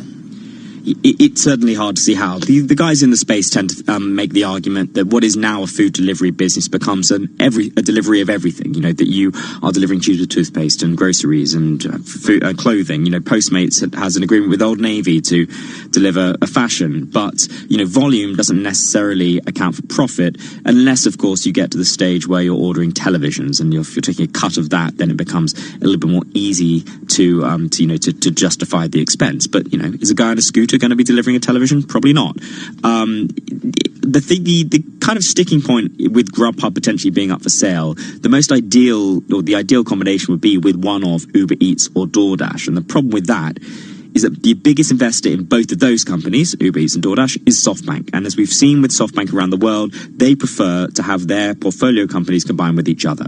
And I can imagine a scenario where DoorDash and Uber Eats, perhaps Uber carves out the Eats business and lumps it in with DoorDash. Then you've got 3 competitors in the space. SoftBank is only backing one of them. So Masa Son, the head of that business, is very happy. And it leaves Grubhub with a greater competitive threat.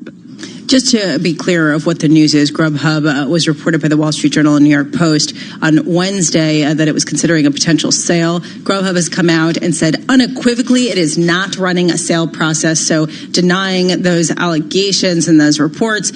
Still, though, there is a question about profitability. And ultimately, people talk about the Ubers of the world and they say, well, if there's enough consolidation among some of these ride-sharing and these driving services, that they will be able to jack up prices. And that's the big question with these delivery services, right? What kind of pricing power do they have, even if they have the entire market? Because people can do the alternative, which is go out their front door and go get their food themselves.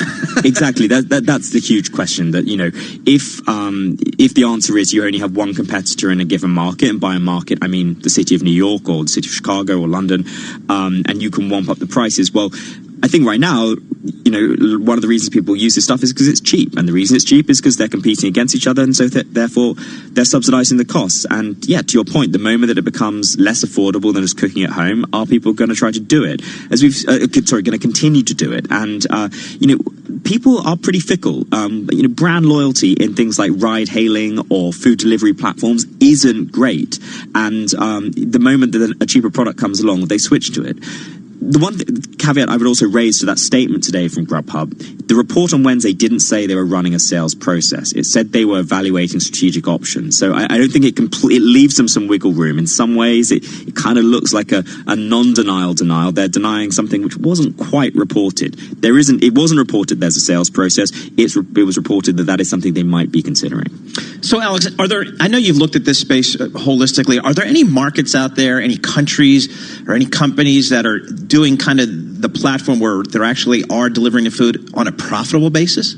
Yes. I mean, in Germany, Takeaway.com, which is in fact a Dutch company, Takeaway.com essentially has a monopoly there. They had 93% market share, which prompted the only other player in the space, Deliveroo, to leave.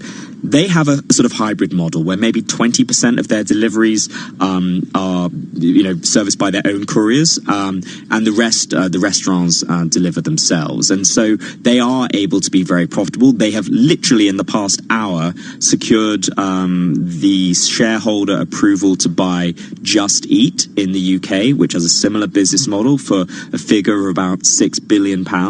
In the UK, it's a bit different because, of course, there's also competition from Uber Eats and Deliveroo. But in Germany, huge market, a lot of growth potential still, and they don't have that competition from the owned courier model. So they have the ability to jack up prices to the extent they think it's possible, but also eke out some generous profit margins because they're not having to account for the cost of the couriers. We're talking with Alex Webb, a European technology columnist over in London for Bloomberg Opinion. And one of the reasons why this particular area, this industry has been so interesting is because of how hot it's gotten in terms of the money poured into it. DoorDash is planning an initial public offering for this year. We shall see whether they will be able to pull it off, especially without proven profitability or a path to profitability. Alex, I just want to wrap this up and put a bow around it. You mentioned SoftBank and how they own a bunch of these companies. How much has SoftBank single-handedly inflated the valuations of the entire business model here of delivering food? I mean, significantly so. Look, Grubhub was the dominant player back in 2016, 2017, had more than 50% market share. SoftBank started pouring money into DoorDash, and then Uber, which was SoftBank backed, started expanding its Uber Eats offering. And needless to say, now we see DoorDash as the biggest player in the US with something like 37% market share compared to Grubhub's 30%. And that is all down to the fact that it is burning through cash to provide food at an affordable rate to end customers. The best estimates from last year, I think the information reported that DoorDash was set to make a $450 million loss on revenue of only about $1 billion. So, if it didn't have cash from not just SoftBank in their case, there's Sequoia Capital in there as well, but certainly from venture, if they didn't have venture funds in there, then they would not be gobbling up that market share and reshaping the landscape. Gobbling up the market share, if you will. Alex Webb, nicely done there. European technology columnist for Bloomberg Opinion, joining us from London. Thank you so much. You can find all his columns and all Bloomberg Opinion columns at OPIN Go on the Bloomberg,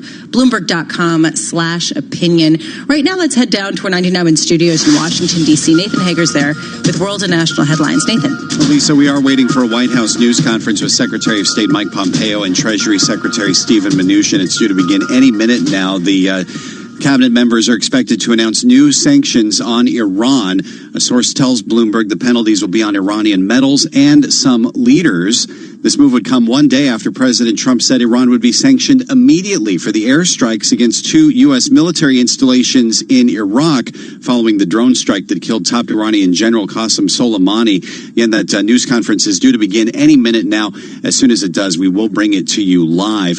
Amid all the tensions, Iraq's caretaker prime minister is telling Secretary of State Pompeo to send a delegation that would set up the mechanism for pulling U.S. forces out of his country, though Pompeo continues to defend the decision to launch the drone strike that killed Soleimani in Baghdad, telling Fox News, "There is no doubt that there were a series of imminent attacks that were being plotted by Qasem Soleimani. We don't know precisely when, and we don't know precisely where, but it was real." Meantime, Iran is accusing Western governments of waging psychological warfare by saying one of its missiles brought down a Ukrainian Boeing jet in Tehran this week.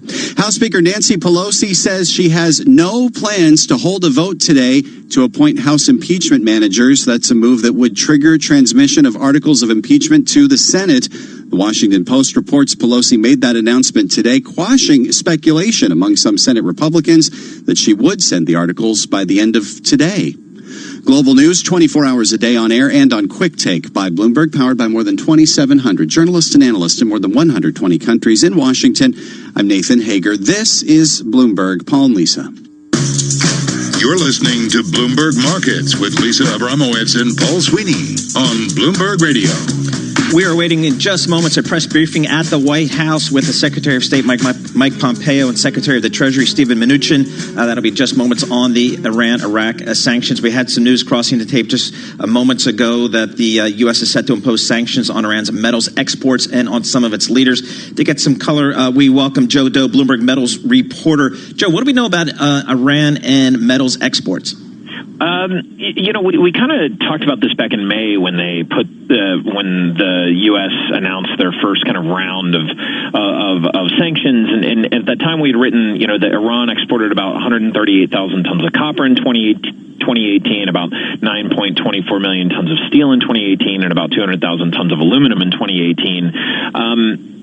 So it's obviously there's something there, right? But when you talk to people in these industries globally, on the grand scheme of things, it's not something that registers in the way, say, like a China or the U.S. does, or even Chile, right? I mean, Chile is the world's largest producer of copper. But I was looking earlier this week. There was a good report out by Citi in which they kind of looked at the possibility of more sanctions coming up, and they did note that Iran has really pushed up its steel production. So in 2010, it was making about 8 to 9 million tons a year, and now, as of last year, is about 26 million tons. So they've gone from a net importer to a net exporter. So I don't know the connection between why they're really going after the metals industry. I don't want to make that connection or suppose, but it does seem like maybe this boost in steel production might be something they might be targeting. If you could just take this a step further, I know you focus on the metals and the commodities industries, but I'm wondering whether this is basically a similar kind of, it looks like the U.S. is taking a hard stance, but isn't really doing anything that significant to Iran since it isn't that big of a position.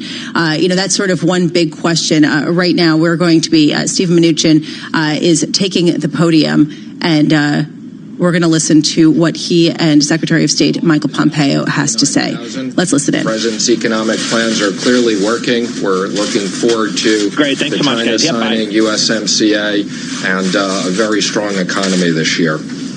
As previously announced by the president, we are announcing additional sanctions against the Iranian regime as a result of the attack on U.S. and allied troops. First, the president is issuing an executive order authorizing the imposition of additional sanctions against any individual owning, operating, trading with, or assisting sectors of the Iranian economy, including construction, manufacturing, textiles, and mining. And let me be clear, these will be both primary and secondary sanctions. The EO also allows us to designate other sectors in the future as Secretary Pompeo and me think is appropriate. Second, we are announcing 17 specific sanctions against Iran's largest steel and iron manufacturers, 3 Seychelles-based entities, and a vessel involved in the transfer of products. As a result of these actions, we will cut off billions of dollars of support to the Iranian regime, and we will continue our enforcement of other entities. Third, we are taking action against 8 senior Iranian officials who advanced the regime's destabilizing activity and were involved in Tuesday's ballistic missile strike. Secretary Pompeo will comment more on this. Today's sanctions are part of our commitment to stop the Iranian regime's global terrorist activities. The president has been very clear. We will continue to apply economic sanctions until Iran stops its terrorist activities and commit that it will never have nuclear weapons. I'll now turn it over to Secretary Pompeo. Thank you, Stephen. Good morning, everyone. Today, President Trump is delivering on the pledge that he made. The day after Iran attacked American forces in Iraq, there will be a series of new sanctions. Secretary Mnuchin just mentioned 8 senior Iranian officials that are responsible for the regime's violence both at home and abroad. We're striking at the heart of the Islamic Republic's inner security apparatus. These sanctions targets include the Secretary of the Supreme National Council and the commander of the Basij forces. That's the regime's brute squad, which has in the last few months killed approximately 1,500 Iranians who were simply demanding freedom. Our action also targets other senior leaders close to the Ayatollah. They've carried out his terrorist plots and destabilizing campaigns across the Middle East and around the world. They've employed soldiers across the region's battlefields. They've trained militias in Iraq, Syria, and elsewhere in the arts of domestic repression. Today, they're accountable for murder and mayhem. The goal of our campaign is to deny the regime the resources to conduct its destructive foreign policy. We want Iran to simply behave like a normal nation. We believe the sanctions that we impose today further that strategic objective. Our campaign is composed of diplomatic, economic components that have deprived the regime of billions in revenue that the regime has used to fuel death and destruction across the Middle East and all across the world. Sadly, the previous administration had opened up revenue streams for Iran. But under our administration, oil revenues are down by 80%, and Iran cannot access roughly 90% of its foreign currency reserves. And not even 2 weeks ago, President Rouhani of Iran admitted that our sanctions have cost Iran over $200 billion in lost foreign income and investment. As long as Iran's outlaws' ways continue, we will continue to impose sanctions. Finally, I want to reiterate President Trump's concern for Americans and dual national citizens detained inside of Iran. Iran knows these individuals have committed no crime. They know the charges against them are fake. And we will do all that we can to get each of them returned home safely to their families. With that, we'll take just a few questions. Yes, ma'am. Mr. Secretary, the administration said this strike was done based on an imminent threat. But this morning, you said we didn't know precisely when and we didn't know precisely where. That's not the definition of imminent. The president has also suggested that there was some sort of attack being planned against an embassy, perhaps several embassies. Can you clarify? Did you have specific information about an imminent threat, and did it have anything to do with our embassies? We had specific information on an imminent threat, and that threat stream included attacks on U.S. embassies. Period. Full stop. So you were mistaken when you said you didn't know precisely when and you didn't know precisely where. No, completely true. Those are completely consistent thoughts. I don't know exactly which minute. We don't know exactly which day it would have been executed, but it was very clear. Qasem Soleimani himself was plotting a broad, large-scale attack against American interests, and those attacks were imminent. Against an embassy? Against American facilities, including American embassies, military bases, American facilities throughout the region. Mr. Secretary, Yes, sir, John. Mr. Secretary, in the initial hours after the missile attacks on Al-Assad and Erbil, it was believed that Iran may have taken steps to avoid U.S. casualties. But then the chairman of the Joint Chiefs, Mark Milley, came out, the Secretary of Defense came out, other officials came out and said, no, these missiles were intended to kill Americans. If it was Iran's intent to kill Americans, does that not deserve some sort of response? I mean, if somebody takes a shot at you and they don't hit you simply because you died, does that mean that they weren't trying to kill you? So I'll defer to the Department of Defense on the details, but there's no doubt in my judgment, as I observed the Iranian activity in the region that night, they had the full intention of killing U.S. forces, whether that was our military folks or diplomatic folks who were in the region. And I'm confident that the response the President taken is appropriate. President said we don't want war. We want Iran to behave like a normal nation. The reason that the Secretary of Treasury and I are here this morning is to continue this campaign, our strategic effort to get Iran to behave in a way that doesn't continue their 40-year-long effort to terrorize the world. Mr. Secretary Pompeo, do you believe that the Iranians shot down the Ukrainian International Airways plane? And if the Iranians shot that plane down, will there be consequences? We do believe that it's likely that that plane was shot down by an Iranian missile. We're going to let the investigation play out before we make a final determination. It's important that we get to the bottom of it. I've been on the phone. I was on the phone with President Zelensky. Just before I came here, I was on the phone with my Canadian counterpart. They are working to get their resources on the ground to conduct that thorough investigation. We'll learn more about what happened to that aircraft. And when we get the results of that investigation, I am confident we and the world will take appropriate actions in response. And will the NTSB, we allow the NTSB to work with the Iranians? Yeah, I was just going to comment on that. The Treasury will issue waivers for anybody, whether it's Americans or others, that can help facilitate the investigation. Secretary Pompeo, last time that you both joined us in this room, it was back in September. You were announcing additional sanctions, including on the Crisport.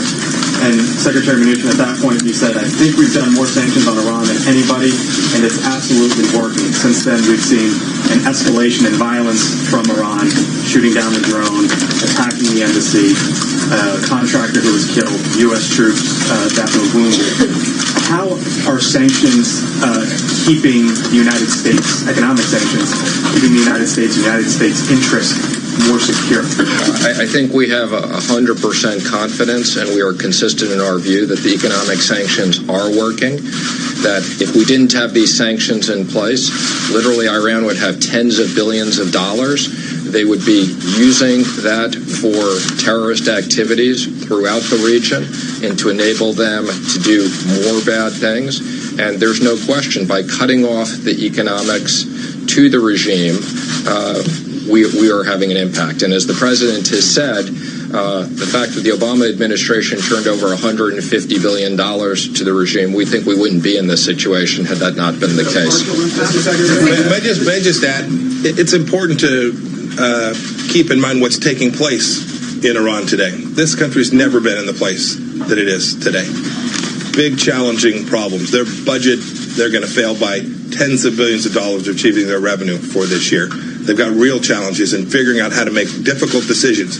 Do you underwrite Hezbollah? Do you pick Hamas? Do you underwrite the Shia militias in Iraq? Or do you allow your people to have the opportunity to live the life they want and grow your economy? Those are the difficult choices that the regime is facing. And you can see the protests that we expect will continue, that will demand from the Iranian regime that they begin to treat the Iranian people in the way that they so richly deserve. And this administration will continue to support those efforts as well. Thank you, Mr. Secretary. You mentioned secondary sanctions here. What is your message to our European allies who continue to do business with the Iranians? And then specifically, if you can, will this impact the INSTEX barter mechanism that was set up by a number of European countries to avoid U.S. sanctions and continue to do business without using the U.S. dollar? Sure, thank you. I think those are both very important questions. So let me first comment on INSTEX. I don't believe there's been any INSTEX transactions. As we've made clear, we are working on a Swiss channel that we have approved for humanitarian transactions. We'll continue to allow humanitarian transactions. We've warned INSTEX and others that they will most likely be subject to secondary sanctions depending on how they use that. So that's absolutely the case. As it relates to the Europeans, both the Secretary and I have spoken to our counterparts in Europe several times over the last few days. We've emphasized the impact and the issue of Iran has announced that they are no longer part of the JCPOA, and we've had very direct conversations with our counterparts about that. Secretary Pompeo, what is your definition of imminent? this was going to happen, and American lives were at risk. And we would have been culpably negligent, as the chairman of the Joint Chiefs of Staff said, we would have been culpably negligent had we not recommended to the president that he take this action in Qasem Soleimani. He made the right call, and America is safer as a result of that. But then why have there been these, Secretary Pompeo, why have there been these shifting definitions, shifting explanations of intelligence? We're going to try to do one question for everybody, just so that as many people can get questions. So I don't mean to cut you off, but we're trying to go ahead. I mean, I normally differ from my colleague, but sir, 6 months ago, Secretary Pompeo, the president said that U.S. intelligence agencies had been running amok. He spent most of the past 3 years he's been in office denigrating and attacking the intelligence community and disputing findings, whether it's on Russia or North Korea, or really any area that contradicts things that he has said publicly. Why then should Americans suddenly believe your assertions that you had good intelligence on this when the head of the executive branch has been casting aspersions on the intelligence community for most of his time in office? Look, I served as the CIA director for the first year and a half of this administration. I watched the president rely on the work that the intelligence community did for the entire time I served as the head of the Central Intelligence Agency. I watched him rely on the capable men and women who are delivering exquisite information to the executive branch. I watched the president have confidence in that information. We all challenge their work. We have to make sure we get it right. The intelligence community is not flawless. We get it wrong. In this case, the intelligence community got it fundamentally right. Even the reflections we've seen after the strike that Qasem Soleimani took has demonstrated that we were quite right. There was an imminent attack. There was active plotting. And we took an action that we thought was likely to create less risk for the American people, and I'm confident that we did that. Go ahead in the back. In the back, thank you. Thank you. This question is for Secretary Pompeo. There are reports that the Iraqi Prime Minister has asked you to start negotiating the withdrawal of U.S. troops from Iraq immediately. Is that the case? Can you comment on that?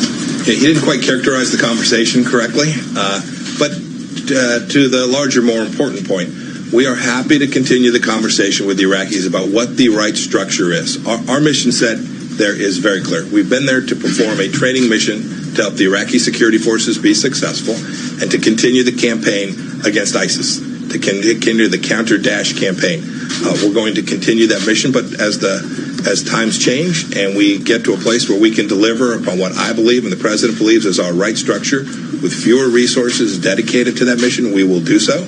We also have today a NATO team that's here at the State Department working to develop a plan which will get burden sharing right in the region as well so that we can continue the important missions to protect and defend and keep the American people safe while reducing our cost, our resources, and our burden and the risk to our soldiers and sailors who are in the region. Secretary Pompeo, if I can, here today at the podium, you said that the imminent threat was a threat to U.S. embassies. You didn't know precisely when or where. Last night, the president said it was a threat to embassies, including to our Baghdad embassy. Why can you say that here, and the president could say it at a rally in Toledo, but no one said it to lawmakers behind closed doors in a classified setting, as multiple senators have since said? We did. You said so. The senators are lying when they say that we told them about the imminent threat. All of the intelligence that we've briefed, that you've heard today, I assure you, in an unclassified setting, we provide in the classified setting as well. To be clear, you told them that embassies were to be targeted. That was the imminent threat. I'm not going to talk about the details of what we shared in the classified setting, but make no mistake about it. Those leaders, those members of Congress who want to go access this same intelligence can see that very same intelligence that will reflect what I described to you and what the president said last night. Is that threat now gone with Soleimani gone? Threats are never gone. Right? It's always a lot of danger in the world.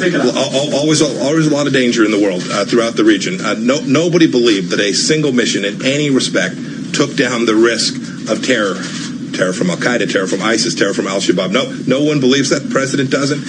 Look at the list, though. Look at the achievements in the administration. We took away the caliphate in its entirety. We took down Hamza bin Laden. We took down al-Baghdadi. We took down Qasem Soleimani. This is a list that has reduced the capacity for terrorists around the world to perform the functions that put American men and women and the homeland at risk. We're very proud of what we accomplished. We're going to stay the course. Why don't we take one more over there? Yes, thank you. I'm curious. No, next to you. Right there, yes. About the Chinese the Chinese side is going to be here next Wednesday to sign the phase one part of that deal. But China is also a big importer of Iranian oil and Iranian minerals, and that's a big part of their economy as well. So how do you balance the two, and are you concerned about the Iran issue coming up in either the signing of the phase one deal or the negotiation for the phase two deal? Well, let me just comment. I had no idea you'd ask that question, but that's a good last question to end on. So let me first say that we are looking forward to the Chinese delegation coming next week. Phase one is very significant. It includes very significant components of changes to technology issues, intellectual property issues, and $50 billion of purchases for our farmers. I would comment, I don't agree with your comment that China is a big buyer of oil. The China state companies are not buying oil from Iran, and I would just say we are having conversations with China as well with any other counterparty on sanctions evasion. So thank you very much. Thank you, everybody. You've been listening to a press briefing at the White House with the Secretary of State Mike Pompeo and Secretary of the Treasury Steven Mnuchin on the Iran-Iraq sanctions that were just announced earlier today. With us is Bobby Ghosh to give us some color on kind of what we're learning today about those sanctions. Bobby is a Bloomberg opinion. He's based in London. Bobby, thanks so much for joining us. What are your key takeaways from what we've learned about the sanctions and about what we heard from the secretaries today? Well, we were expecting the sanctions since the president announced them. We needed this statement to basically fill in the blanks. It seems quite comprehensive. I'm going to have to look more closely at the actual documentation, but quite a lot of sectors will be affected. Construction, which is very large, manufacturing, which is quite significant, textiles, and mining, metals. So this is quite a big swath of the Iranian economy, and the fact that they're both primary sanctions and secondary sanctions, which means not only Iranian actors, but anybody acting or anybody doing business with them could be sanctioned, means that these could have some really serious teeth. And individuals, government officials like the head of the Basij forces, that's less surprising. That's consistent with what we've seen for months. The Trump administration has been singling out members of the Iranian regime, high officials, and targeting them with sanctions. This could be quite a heavy blow, I think, to the Iranian economy, which is already on its knees, as Secretary Pompeo pointed out. And I think we will see a response from Iran in the next hours. I think they will be quite upset how beyond that they will respond. Yeah. We can't know. The important thing, though, is that we're going now beyond the limits of the nuclear deal, right? When you sanction textiles and construction, you can no longer make the argument that we are sanctioning Iran's capacity to do harm through its nuclear program or even its ballistic missile program. Textiles don't really have a great deal to do with that. And that's going to annoy not just the Iranians, but also the Europeans and other American partners around the world who are going to ask, we're going to wonder whether this is punishing Iran and all Iranians for the actions of their regime in the nuclear sphere. Bobby, I have to wonder, to me, what it sounds like, based on what you're saying and how significant this is when it comes to Iran's economy, this seems like an escalation. The fact that it's basically going to prompt an Iranian response to some degree, and yet we're not seeing any kind of sell-off in equities in the U.S. or any kind of sense in markets that this is indeed a resurgence in tensions in the Middle East. Well, Iran has not responded to previous sanctions with military actions, direct or indirect through its proxies. Its response typically has been to try and pressurize the Europeans to exercise the Instex option, which the Europeans have failed to do. There are other countries that do business with Iran that don't get enough attention. I've just come back from a trip to the Caucasus, to Azerbaijan, to Armenia, to Georgia. There are a lot of small and medium-sized Iranian companies that do business in that part of the world, in the Central Asian republics. I suspect when we read more deeply into the sanctions literature that many of those companies are now going to hurt. Those countries don't have a great deal of sway in Washington, or even the year of the administration necessarily, but a lot of them will be very badly hurt by this. Bobby, what do you think the response will be from some Western European countries? They've been critical to some degree of past sanctions. Well, this is a difficult moment for European partners. On the one hand, they have consistently been against these kinds of sanctions. They want to preserve the nuclear deal. On the other hand, this is not going to be a good moment for them to argue that Iran is a good faith actor in the region, especially after Iran sort of directly from Iranian soil attacked American positions in Iraq. So it's an awkward moment for the Europeans. They've been warning the Iranians that any further steps away from the JCPOA on the Iranian side would invite European sanctions, but they've stopped short of actually doing that. So I think when it comes to Iran, Europe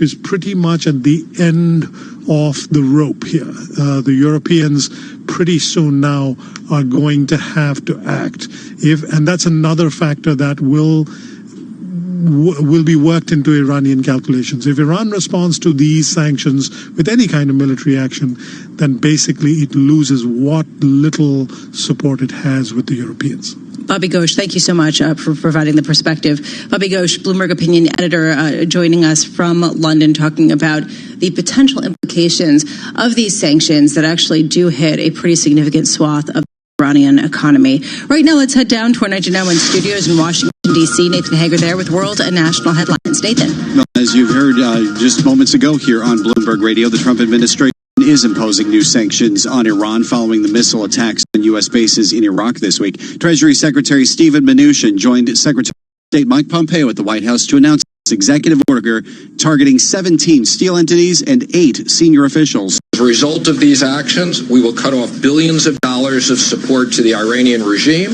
and we will continue our enforcement of other entities. Meantime, Pompeo says it's likely an Iranian missile brought down the Ukraine Airlines flight in Tehran the night of the missile attack. Iran calls that psychological warfare to make such an accusation. Mnuchin says the Treasury Department will issue waivers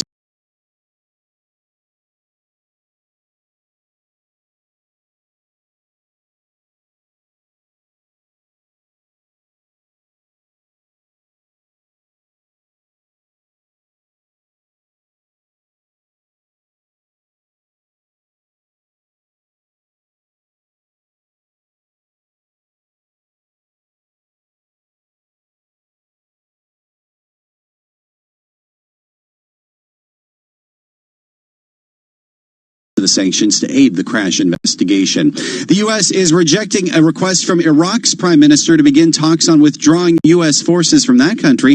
A State Department spokeswoman says any delegation sent to Baghdad would be open to discussing force posture in the Middle East, but not a full pullout.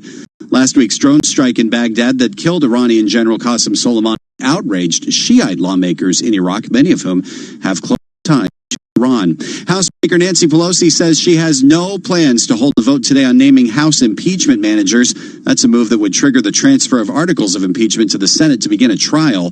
Washington Post reports this would appear to dampen speculation Pelosi would send those articles by the end of today. Democratic Senator Tom Carper tells Bloomberg Pelosi should hold on to them as long as she can. God bless Nancy Pelosi. She should stick to her guns until we have the ability to call relevant witnesses. Chuck Schumer's not asking for a million. He's asking for 4 people who have relevant information. Global news 24 hours a day on air and on Quick Take by Bloomberg, powered by more than 2,700 journalists and analysts in more than 120 countries. I'm Nathan Hager. This is Bloomberg. You're listening to Bloomberg Markets with Lisa Abramowitz and Paul Sweeney on Bloomberg Radio. Well, there's another M&A deal in the healthcare space today. Eli Lilly buying Dermira, a maker of treatments for skin conditions, for $1.1 billion.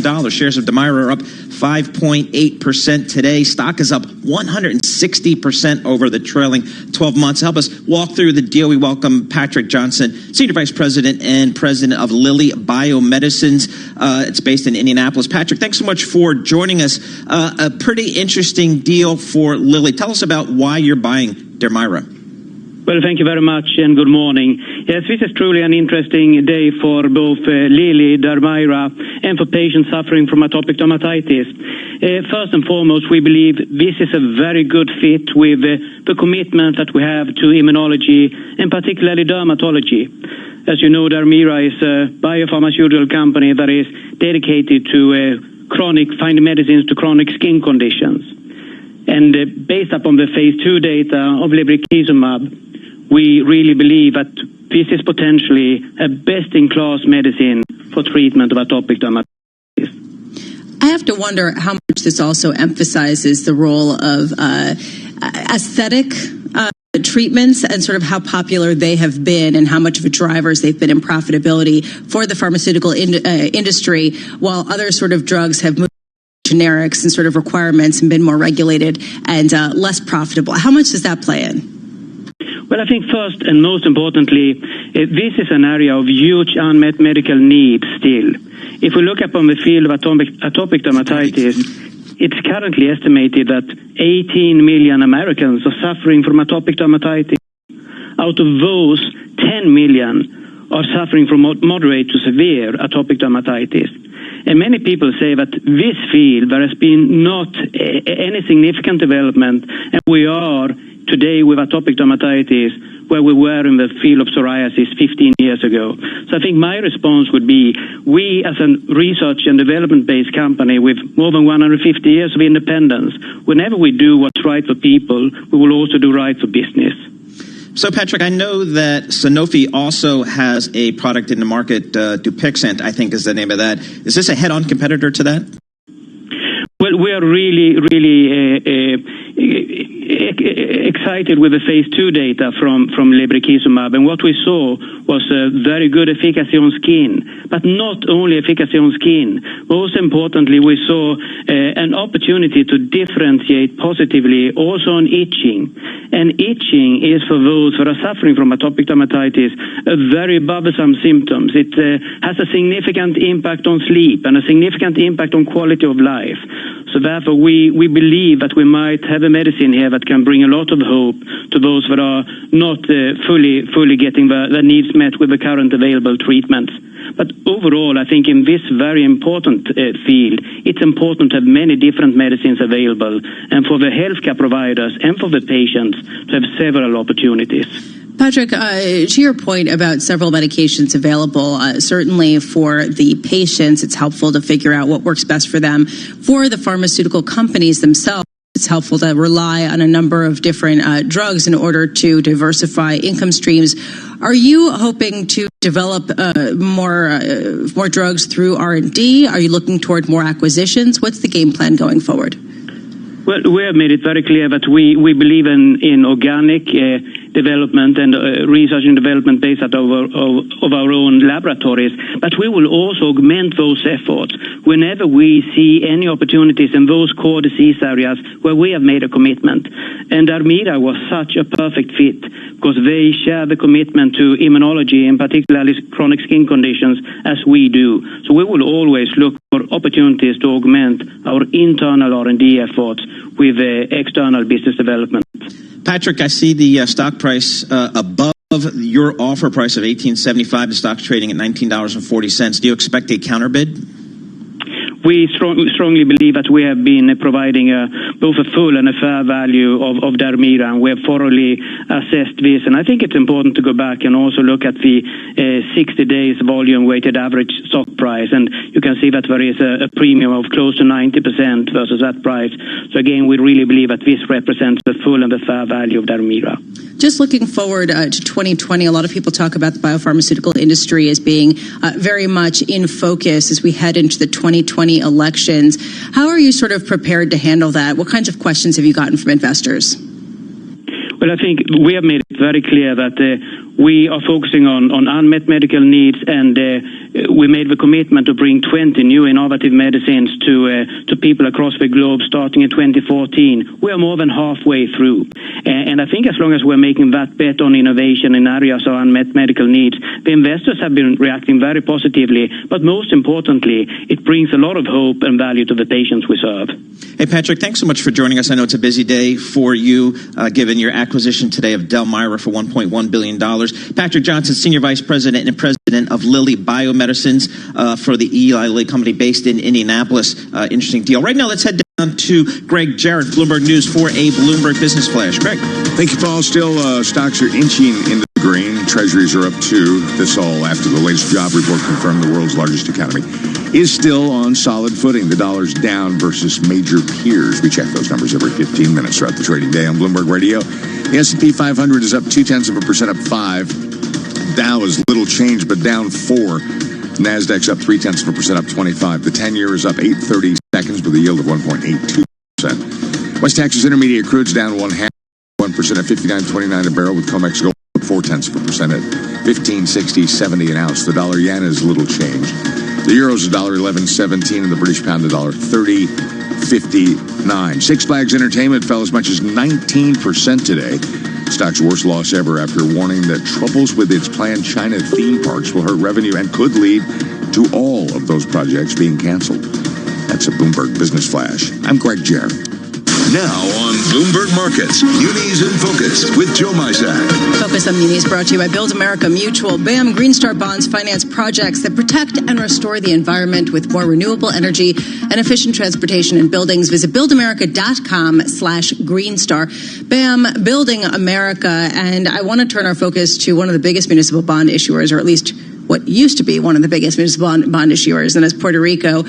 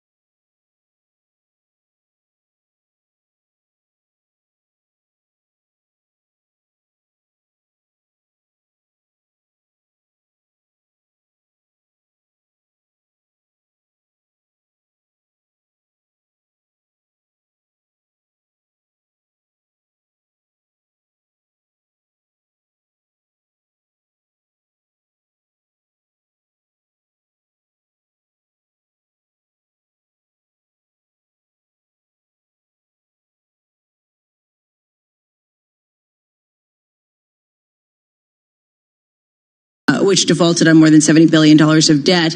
And Joe Mysak, of course, joining us now, editor of the Bloomberg Brief, focused on the municipal bond market for Bloomberg News.